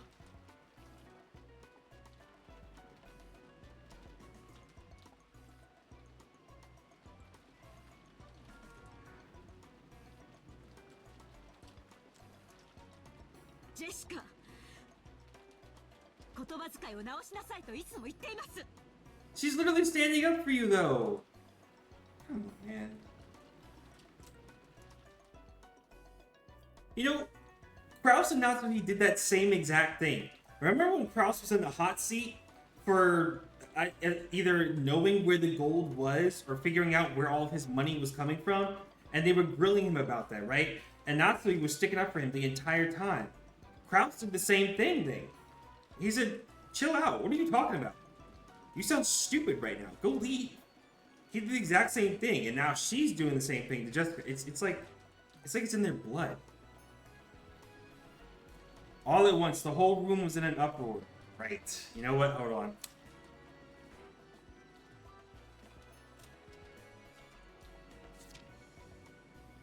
Those who remain shall tear apart the two that are close. It's happening. I think it's happening. I think it really is happening. Also, I'm gonna save while we're here.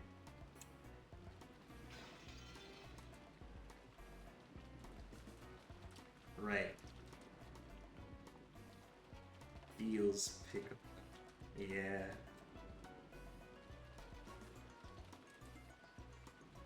Aunt Eva and Aunt Natsui confronted each other across the parlor table. With George confronting Jessica. What the heck's going on? It's the divide, the great divide. 複数の人間の目撃があるのは昨晩までよ。でも今朝以降、お父様の姿を見たと称するのは夏日姉さんただ一人。そして私の挟んだレシートが物語る奇妙な事実。さあ、この点と点はどうやれば結べるのかしら? That's the face of somebody who's doing this for the love of the game.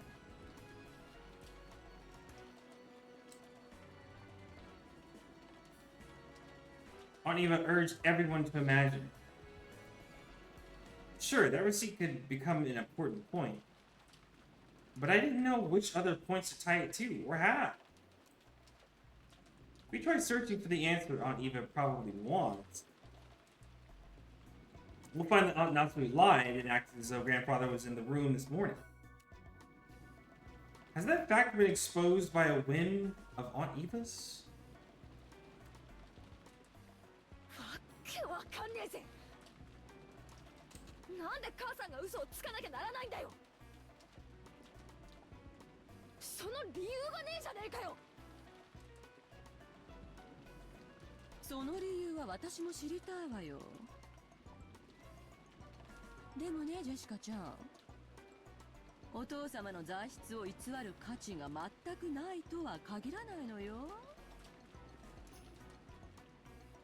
推理小説でもたまに出てくるでしょ。生存時刻を偽ることによって自分のアリバイを偽証するトリックよ。なんだそりゃ。そんなの聞いたことないぜ。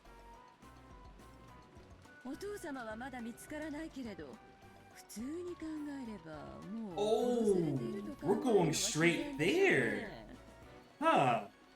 I think I would go that far. I think Kinzo's actually going to be one of the last ones alive. That's my guess. Ain't no way you going out like this right now. となれば必ず近いうちに死体は見つかる。その時死亡時刻をうまく偽ることができれば、夏日姉さんはアリバイを作ることができるのよ。わかる？みんな。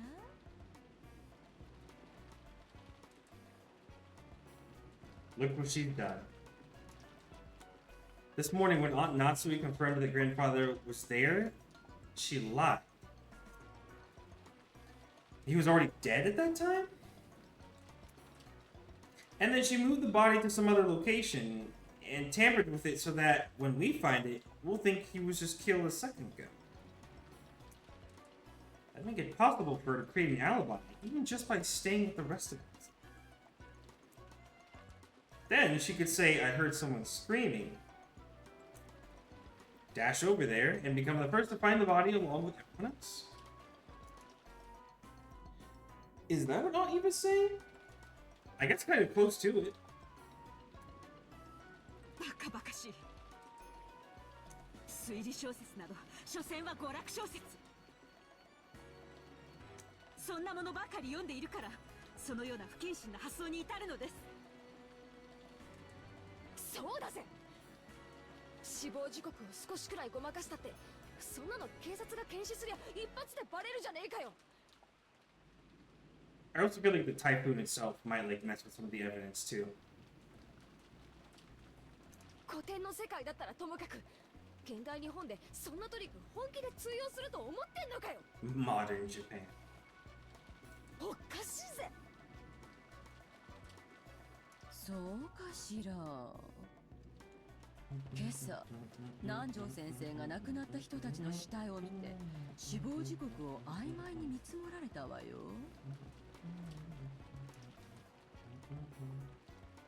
検視結果は環境や個体差に非常に左右されやすい。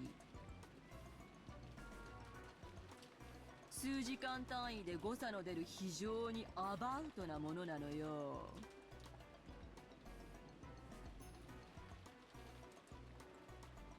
しかも困ったことに警察の科学的な捜査は明日にならないとできない。そこまでの正確な死亡時刻を測ることなんてジェシカちゃんの言う現代日本でもそうそう簡単なことじゃないのよ。ねえ南條先生。検視は経験と勘の必要な非常に難しい作業です。誤審率も非常に高いと聞いております。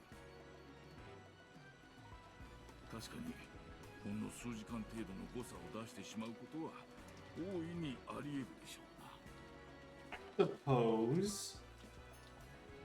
しかしアリバイの世界は数時間もあれば十分やで。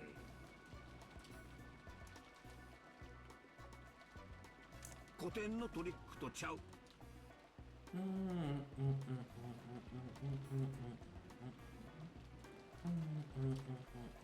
十分に通用するトリックなんや。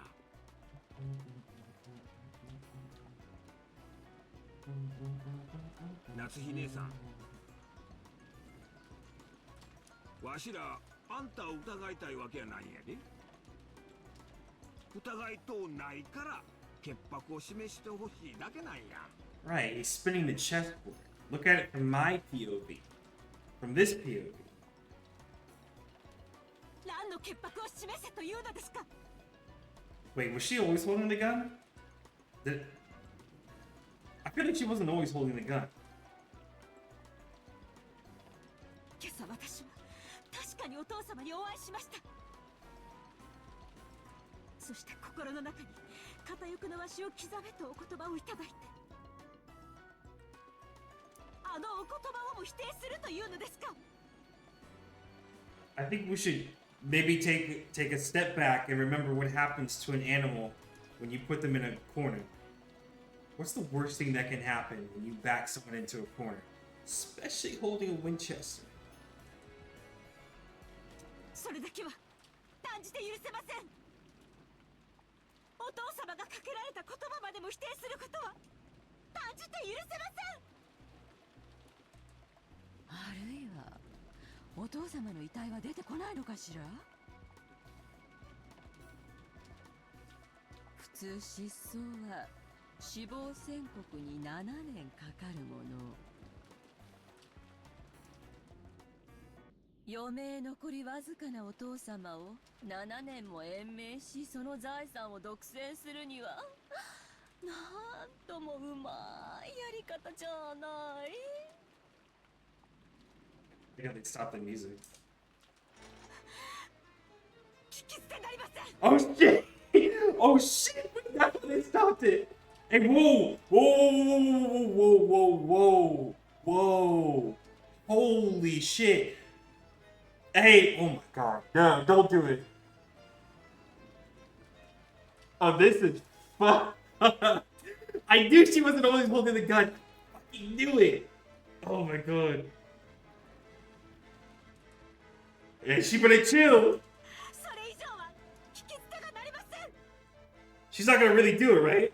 Like she's not gonna do it, right? It's just a bluff, and she's just upset. Surely. 私は後ろ宮夏希。この身に片翼のわしをまとう資格はなくとも胸の中にしかと刻まれています。当主跡継ぎのクラウスの妻としてその責務を代行する私に向かって何たる暴言。 This is exactly what I was saying earlier. What happens to an animal when you back them into a corner? This is the shit that I was literally just saying. 何 Oh, she's not even fucking phased. Why am I not surprised? A gun in her face and she's not even phased. Look at this fucking face right here. Oh my god, bro. What the fuck is happening? What the fuck is happening here? その銃で私を撃つの I don't know whose team to be on. I don't. いいわよ She's saying go ahead? Are you insane? 撃っちゃえば Oh shit. Wait, what if she actually does it though? どうせ言い逃れも思いつかなくて苦し紛れなんでしょやりなさいよ暴力で真実をごまかしてごらんなさいよ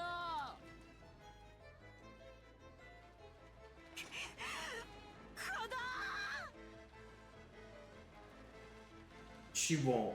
No, you know what? I'm certain. I'm so 100% certain she won't. She won't. It wasn't like Aunt Natsu had been actually holding that gun at the ready and threatening anyone. But as she was egged on by Aunt Eva, she did hold it at the ready. Unsurprisingly, once things got to this stage, Jessica and Genji-san tried to stop her. 奥様、どうかお気をお静めください。 They even got a sprite of her holding it. That's crazy. She'll never pull. 母さんは嘘なんかついてないならこんなの聞き捨てなきゃ It's a bluff. It's a bluff. She's not the type of person that would actually do it. She's just scared. 確かにお父さんは部屋にいたと誓ってくれればいいんやで。それだけなのになんでそんなに取り乱しとるんや。それもそうです。夏日さんは嘘をついていない。それだけのことじゃありませんか。だから説明してほしいのよお父様がどうやって部屋からいなくなったのか窓は内側からしっかり閉じられていた扉も同じよ What if Genzo just teleported? Like, what if he's had the power to teleport this whole time and just hasn't told anybody? It could be as simple as that. 今朝夏日姉さんが間違いなくお父様に会ったというなら夏日姉さんには開かぬ扉の密室からいかにしてお父様が部屋からいなくなったかを説明してもらわなくちゃじゃないと姉さんが嘘つきってことにやっぱりなっちゃうものね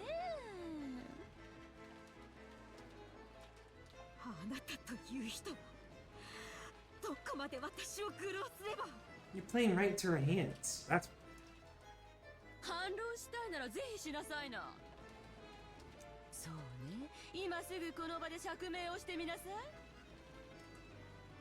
そうしたらあなたを疑ったことを謝ってあげてもいいわ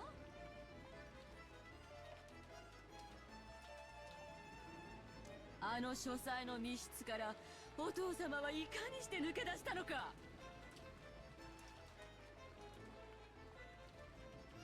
そんなこと説明もできませんし不要ですそうなら私が説明してあげるわよ Oh, okay, here we go. Go ahead. 私の立場も姉さんの立場もいいとこ取りのとても仲良しな説明なんだから姉さんの言う今朝の時点でお父様が在室していたことを信じてあげるわよでも次に扉が開かれた時にお父様はいなかったここまでは依存ないわよね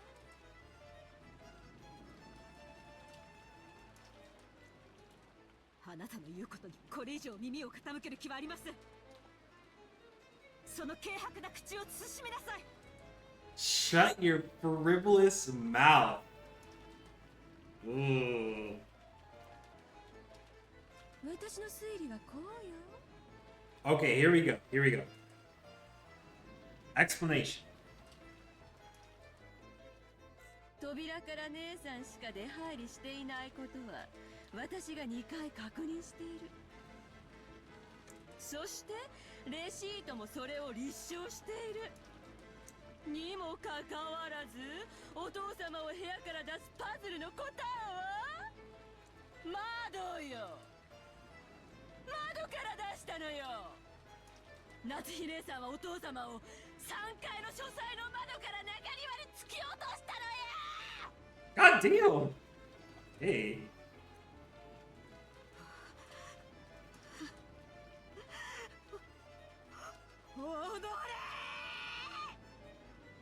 Oh God.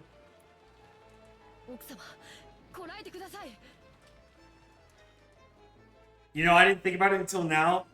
Out of everybody in this room, right here, this is the worst person to ever give a gun.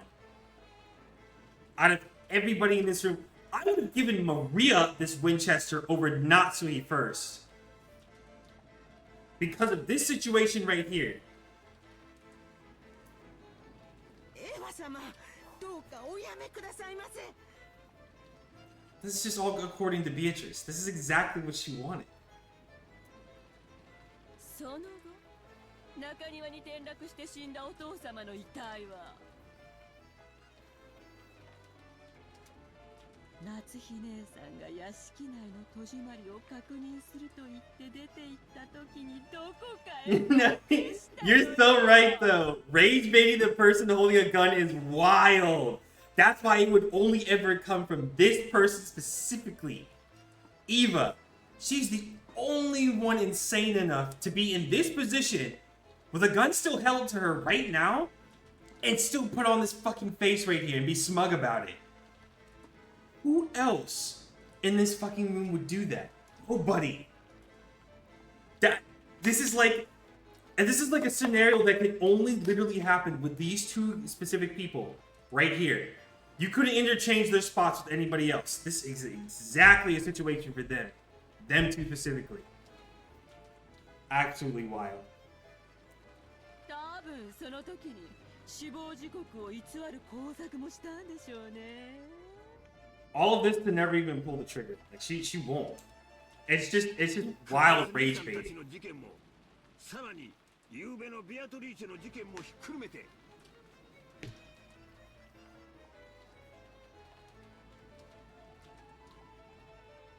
ナスシさんが怪しい可能性が非常に高いっちゅうことだ。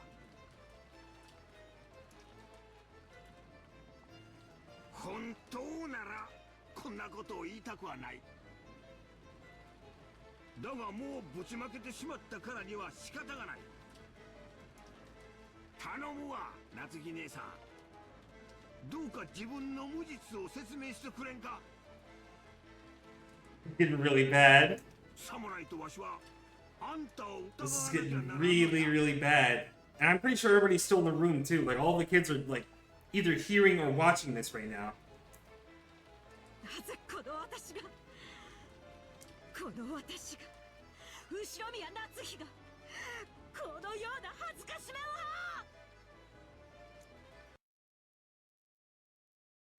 Huh?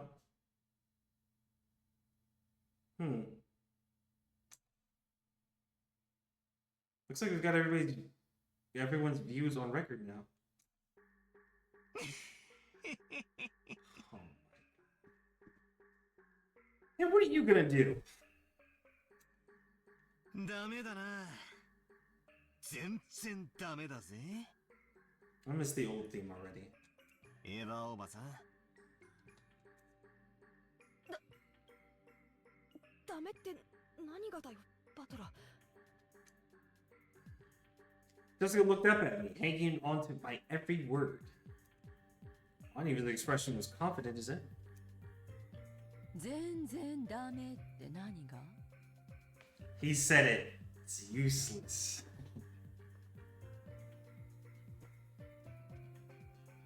バトラ君、聞かせてよ。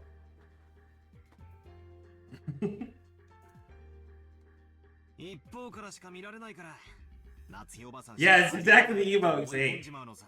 Stand back. Look at him walking in here like a Eureka mode.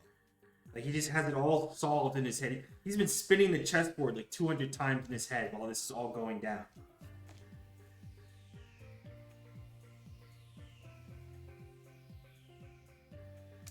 別に夏日おばさんを擁護するわけじゃねえが、そんなハッタリのチェックメイトじゃ通用しねえってことさ。Or really thinks he's Phoenix, right? レシートを軸にした推理はまずまずだとは思う。筋は悪くない。だが、俺の採点じゃせいぜい65点。A grade of 65 at best. Wow, that's like a D, right? I think in the normal like grading system, like at least here in the US, that's like 1 point away from an F. Like a D minus.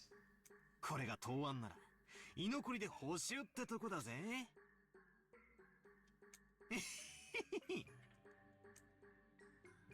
あら、じゃあレシートで封印されている扉をどうやって破ってお父様を失踪させられるというの？私の説以外に。エヴァおばさんの説は確かに面白い。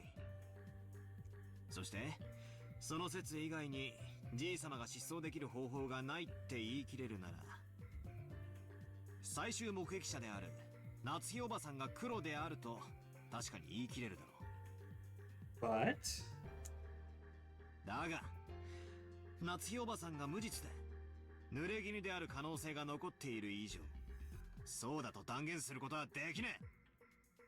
did he really just step in with no actual evidence or proof for the other side of this argument just to say you're not technically right?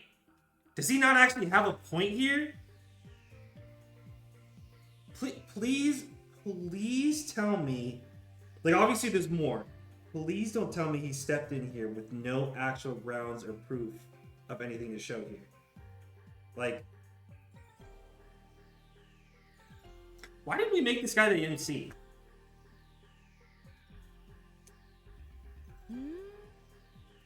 ならバトラ君は夏日 Peanut さん head. 以外の誰にお父様を失踪 That's させら my れたと goat. いうの？ Of course he would be.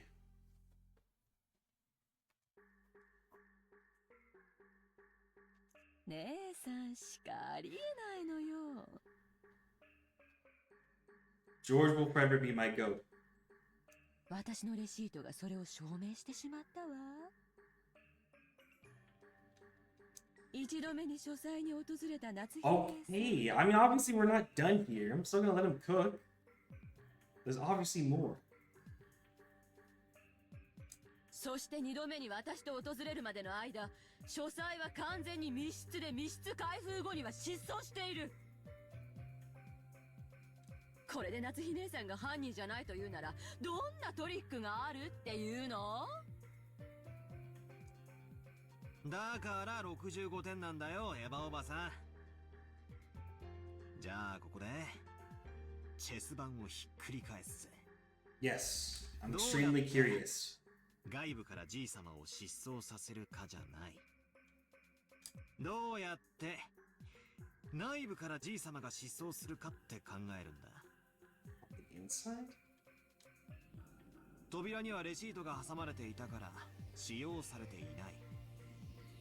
窓も出ることはできても外側からは施錠できず、しかもエヴァおばさんは書斎を訪れた時に窓の施錠を確認している。だから窓も使用されていない。その時点では確かに書斎は密室だった。 Is he burning in the kitchen? I don't know. That's yet to be proven. これは認めるしかない。だがしかし書斎は永遠に密室だったわけじゃない。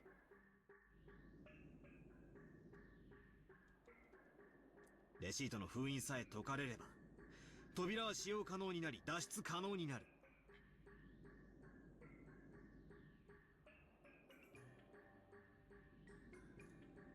つまり夏日おばさんがどうやってじい様を失踪させたかじゃない。どうやってじい様は書斎を脱出したのかって考えるんだよ。Okay, so he's shifting the focus of the argument. I see. じい様の書斎はただの書斎じゃねえんだよな。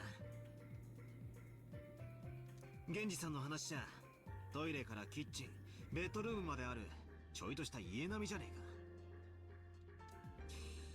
例えばベッドの下にでも潜って隠れたら、おばさんたちは部屋からいなくなったと思い込めるぜ。Doesn't sound like Kinzo's nature, but I guess it's technically possible. エヴァおばさんもそこまで調べてきたわけじゃねえだろ。そしておばさんたちは失踪したと思い開花へ戻る。この時レシートはもうない。つまりじい様は密室である間は部屋に隠れ続け、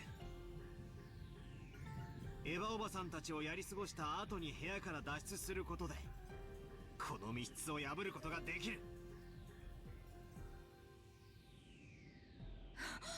何よそれどうしてお父様がそんな妙なことをして部屋を抜け出さなきゃならないの？口頭無形にも程があるわよ。ああ、口頭無形かもな。だがそれでも夏日おばさんが濡れ衣かもしれない可能性は示してる。エヴァおばさんのレシートは完璧じゃねえ。Okay. You know what? I let him cook, I let him continue, and I can see it. That alone, before he even continues, I can see it. It's technically possible. チェスで言えばチェックくらいにはなったろ。だがチェックメイトじゃねえ。そして俺が最高に気に入らねえのは、それを夏日おばさんに釈明しろと迫って、それができなきゃ黒だって断定しようとしたエヴァおばさんのその論法さ。それがまかり通るってんだな。この後ろ宮バトラー、ここでもう一回 No way! Didn't I literally say Ace Attorney like 5 minutes ago and he actually did it? That's crazy. He literally fucking did it. That's... Okay. Alright. Alright, man. I'll give you that. エヴァおばさん、あんたの論法によるならよ。I need that sprite without the text box. I need that. That's gonna be a good reaction. あんたと秀吉おじさんが昨日親父たち6人を殺害してからのこのことゲストハウスに帰ったんじゃないってことをこの場で釈明してもらわなくちゃならねえぜ。Sometimes you have to let it rip. Okay, you're right. You're right. The only reason I didn't think about what he said, I didn't think about that, is because, again, it's absurd, like they said. It would be completely out of Kinzo's character, I feel. But technically possible. That's why I didn't think about it. But hey, I'll give him that. 夏日おばさんに釈明を強いたんだ。あんたにはもちろん自身の潔白を釈明できるんだろうな。じい様の遺産が全部転がり込むエヴァおばさんよ。そうだぜ。エヴァおばさんだって十分怪しいじゃねえかよ。母さんがじい様の最終目撃者だから怪しいって言うなら、エヴァおばさんだって父さんたちの最終目撃者じゃないか。バトラの言う通りだぜ。自分たちは殺してないってことを証明してみせろよ。僕もお母さんの推理は少し勇み足だと思うな。 Your own son. Wow. レシートの件は確かに重要なヒントだと思う。でもそれはバトラ君の言う通り、夏日おばさんが何がしかの犯人であることを断定できるものじゃない。僕たちは等しく全員が容疑者なんだ。夏日おばさんだけが責められる道理はない。誇り高きお父様が床に這いつくばってベッドの下に。 I know how it sounds, but they're not wrong. そんなざれ言で説明がつくと思って。それならエヴァおばさんが先に説明しろよ。特任を誰がどうやって殺して、そして自分が関わっていないという証拠を示してみろってんだ。 You're right? Whoa.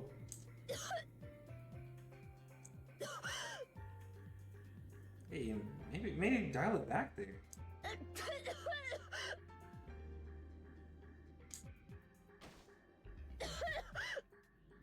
Wait, whoa.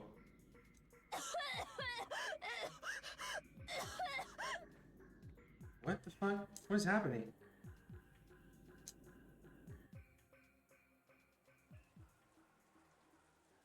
Hey, wait a minute. What's going on? Jessica suddenly started coughing. COVID? At first I thought she was just choking after yelling too loud, but before long I realized how painful it looked. Jessica kept coughing and choking, down on her hands and knees. Jessica, しっかり。 What the hell? 南條先生。 Did she get randomly afflicted with something? ジェシカさん、吸入器を早く。Oh, this is normal. Oh, okay. 私が持ってきているのがあります。 She's like asthma or something? Dr. Nonjo pulled a bronchodilator inhaler from his own bag, which was lying on the sofa, and handed it to Jessica. I don't know. Never seen that word before. Come to think of it, 6 years ago, didn't Jessica sometimes break into violent coughing fits and have to use that? Oh. However, 6 years ago, I never saw Jessica look like she was in this much pain. 兄貴。 Hey, what was asthma? ジェシカってこんなに喘息ひどかったっけ？ここ数年でだいぶ悪くなったんだよ。大丈夫な時はいいんだけどね。突然発作が来ると咳が止まらなくなるんだよ。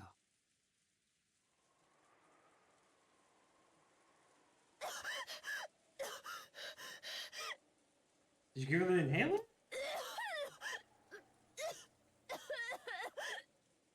God damn.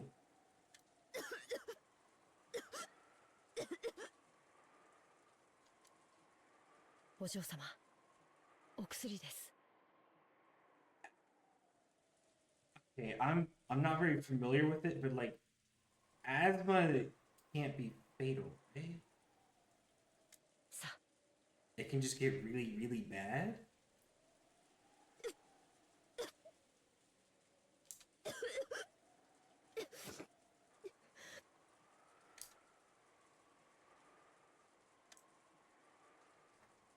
Taking an inhaler from Canon-kun, Jessica used it with a practiced hand.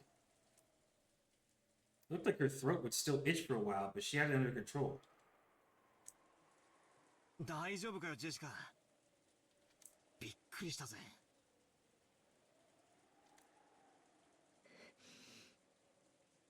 大したことねえよ。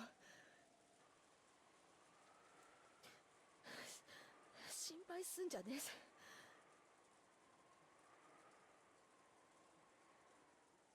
Lisa's sweat covered Jessica's whole body, and she couldn't hide her rough breathing. But it looked like her sudden attack had calmed down for her.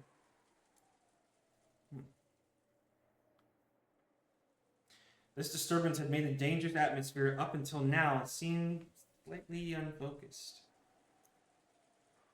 That's fine. You know, that kind of battle of mutual suspicion is completely unnecessary. Yeah. And when you think about it, finding alibis for each other and looking for the culprit is probably meaningless.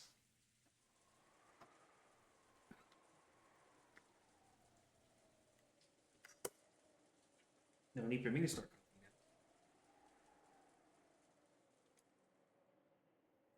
now. After all, we're just powerless. Ordinary people.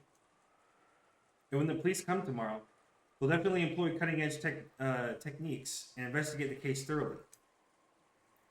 Solving all the riddles and arresting the culprit. 確かにバトラ君の言う通りかしら。夏日姉さんが疑わしいように、私たちも疑わしさを拭えていない。それを今議論し合うのは確かに不毛ね。明日、警察に全てを任せれば済むだけの話よ。でも、バトラ君だって知りたいんじゃないの？犯人を。大切な人を失った痛みを思い知らせてやるために、1秒でも早く知りたいんじゃない？それは否定しないです。これだけの上等を決めてくれやがった野郎を、たとえ一日であったとしてものさばらしたくはない。でもだからといって18人の中の誰かを疑いたくはない。さっきはああ言ったが、俺はエヴァおばさんだって疑いたくない。俺にとってのエヴァおばさんはちゃめっ気があっていつも楽しくさせてくれる最高のおばさんだ。An awesome aunt who can rage bait the fuck out of anybody. そんなおばさんとこんな罵り合いはしたくねえ。ここにいる誰だってそんなことは望んでねえはずさ。だろみんな。バトラ君に同じ意味のない罵り合いだね。Oh, asthma can be fatal in severe cases? Oh, damn. Okay. So I'm glad she had an inhaler, or somebody had an inhaler nearby then. Okay. 多分これだけの人数が朝から一ところにずっと集まってるから、みんなストレスが溜まってるんだよ。でしょうな。無理もないことです。Yeah, it's true. 言ってできるものではありませんが、なるべく皆さんリラックスしましょ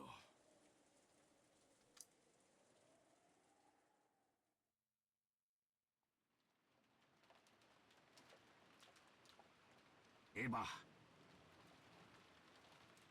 わしらも頭を冷やすべきとちゃうか。レシートの件は確かにお父さんの失踪を探る上で重要な手がかりになると思うで。警察が来たら話すといいやろ。そうね。そう。レシートの一件でつい鬼の首を取ったような気持ちになっちゃったのね。We can all lower our voices, we can put the gun away, and I think we're past this now. 確かに夏日姉さんだけを疑うのはフェアじゃないわ。私たちだって等しく疑わしい。でもね、バトラ君、レシートの話だけは本当よ。I don't think anybody's doubting that. これ忘れないでね。そしてこれがどういう意味を持つか、もう一度よく考えてみてね。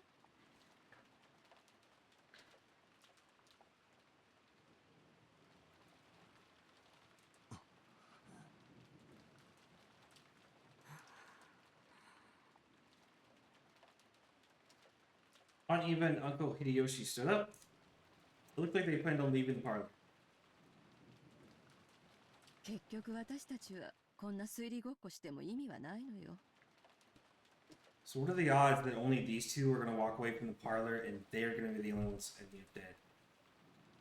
だってどうせ警察が全て明かしてくれるんですもの。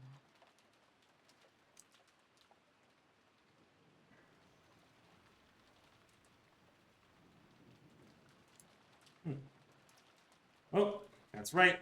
Even if we don't play this detective game, the typhoon will pass. And when those lively seagulls return to the harbor, everything will settle itself. Surely. That's right. If you think about it, this kind of crime is completely trivial. It'll definitely be resolved. Even if we do nothing. When the seagulls cry. There it is. There it is, guys. When the seagulls cry.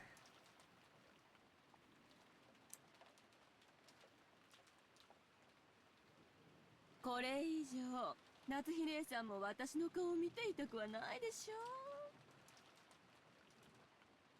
う。私も同じよ。確か姉さんは昨日ゲストハウスに帰らなくて済むようにって客室を用意してくれたのよね。あそこはバスもトイレもあるし、鍵もチェーンもかかる。Umineko no Nakokoro E. What is that?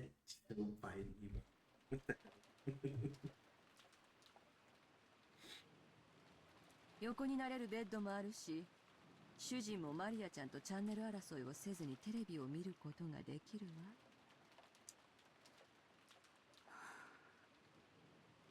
Let's put that gun away too while we're at it.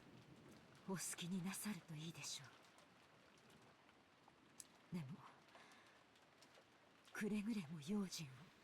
It's just the title of the series, Umineko When the Seagulls Cry.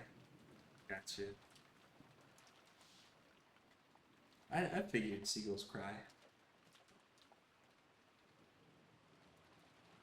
ありがとう姉さん。そして余計なお世話よ。Mind your business. 姉さんはみんなの監視をよろしくね。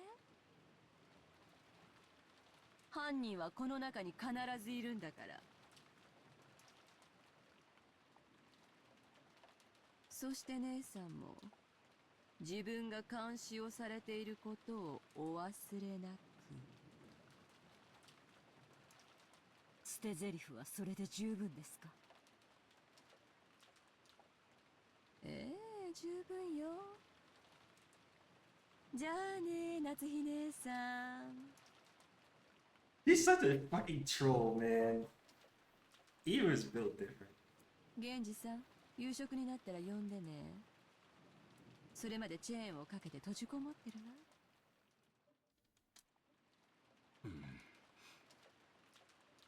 源氏、カノ、お二人を客室までお送りを。結構よ。送り狼なんて嫌だもの。Shady escorts. むしろ私たちが部屋に行くまで誰もこの部屋を出ないでくれる方が安心。Alright, I think that's a little much. ジョージ行くわよ。Are you taking him too? Yeah, ここで keep みんな him と here. They don't need to be with y'all. ジョージ、この部屋に犯人がいるのよ。そんなところにいるつもり？この部屋を出るということは親族の誰かを疑うのと同じことだよ。 It's true. 僕はあんな恐ろしいことができる人間が親族にいるなんて信じない。ジョージ、あなたからも言ってやってよ。ジョージももう一人前の男や。そのジョージの仁義がこの部屋から出えへん言わせるならそれも買ってやろ。好きにさせたれ。 Just go back to your room already. 父さん。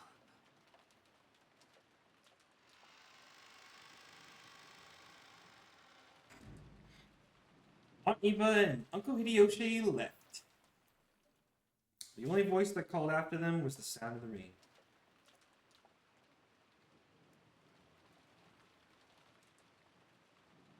Not bad. Not bad. The parlor was being buried beneath the savage atmosphere. When I looked at the clock, I was surprised to find that it was already evening. Oh, wait. Actually, that's a good point. What time?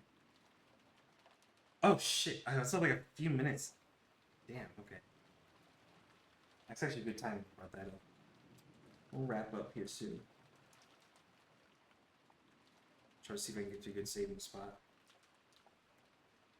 Have we really spent that much time worrying about needless things? Talking with each other? Fighting with each other? Well, feeling bored, I started scratching in my head when... Yeah, I made eye contact. I was a little surprised, since I thought she was completely immersed in the TV. 今なら信じるぜ。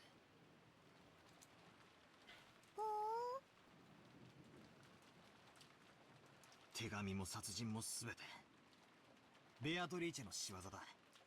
Is he finally starting to come around? いや、むしろ頼むからそうだと名乗り出てほしいぜ。19人目の仕業ってことにさせてくれ。じゃなきゃ俺たち18人はいつまでも互いを疑い合わなくちゃならねえ。これなら19人目の存在を信じる方がマシさ。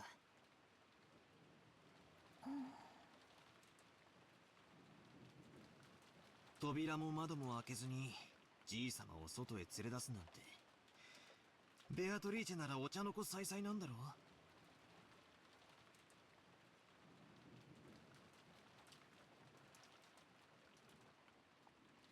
Maria, after taking a single short breath, hung her head and then raised her face again.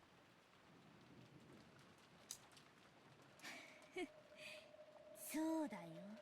Oh, hell no. Already? 魔女の前に扉の鍵なんて何の役にも立たないんだよ。ベアトリーチェは72中のすべてに成功。72 demons? Why that number specifically? That's a fuck. 33位のガープは望む相手を望む場所へ瞬時に運ぶ力を与えるし。 The 33rd ranked God gives the power to instantly carry the desired person to any location? 彼女にとってどのような密室に閉じこもった人間だろうと連れ出すことは難しいことでも何でもないんだよ。 Is that how they did the storehouse murders then? Or shed, whatever it was called?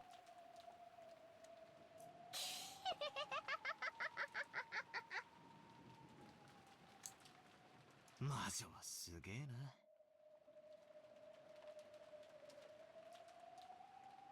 頼むから、もしまだ事件を起こす気なら絶対に人間には無理なことをして俺に19人目を、いや魔女の存在を信じさせてくれよ。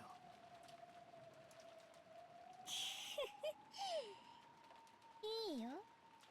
Okay. あったら伝えておくよ。 Sure thing, Battler.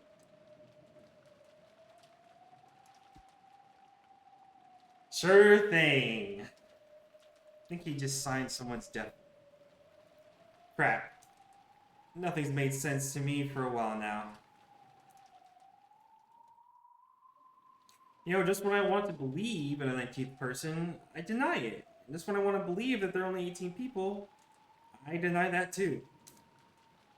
Even though I want there to be more than just 18 people here, I can't accept the existence of that 19th person.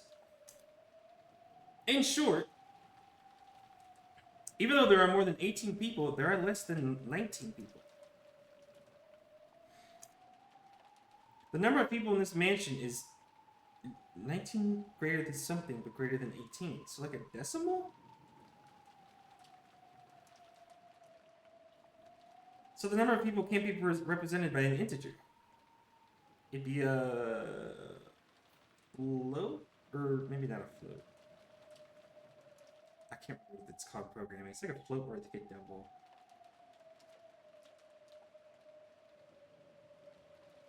However, it's impossible for there to be anything after the decimal point. Anime Math Corner. Kark, you're a programmer too. Is it a float when you need to make a decimal number? I feel like it's a float, but I can't remember. You shouldn't be able to show the number of people with anything but an integer. And yet 19 is greater than x greater than 18. It is a float? Alright, awesome. It was a float. How do you explain the fraction less than 1? It's no wonder. That 19th person was something that couldn't be seen. That's why, since you can only write the number of people as an integer, you couldn't see that person. That which cannot be seen. I feel like that's also that's an important line too. I feel like I've heard that like several times. That which that cannot be seen. Because Beatrice has no body.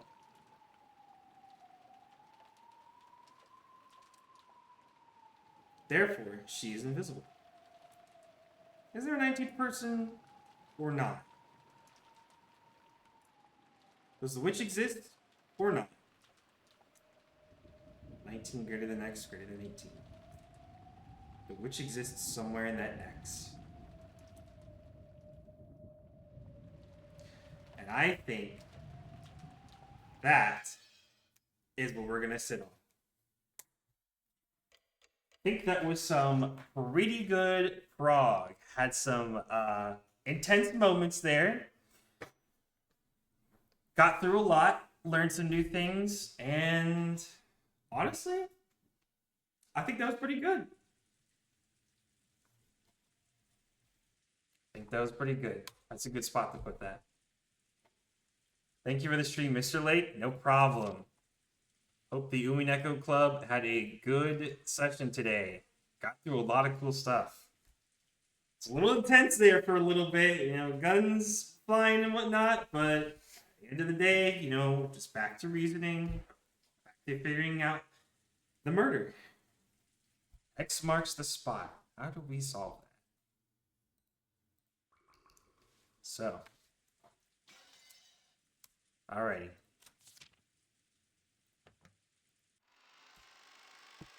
GG's, everybody. GG's. Hope y'all had a good one today. I will see you next Thursday. Figure this shit out. Diving deeper. Being just real or not. The 19th person. Etc., etc. Alrighty, y'all.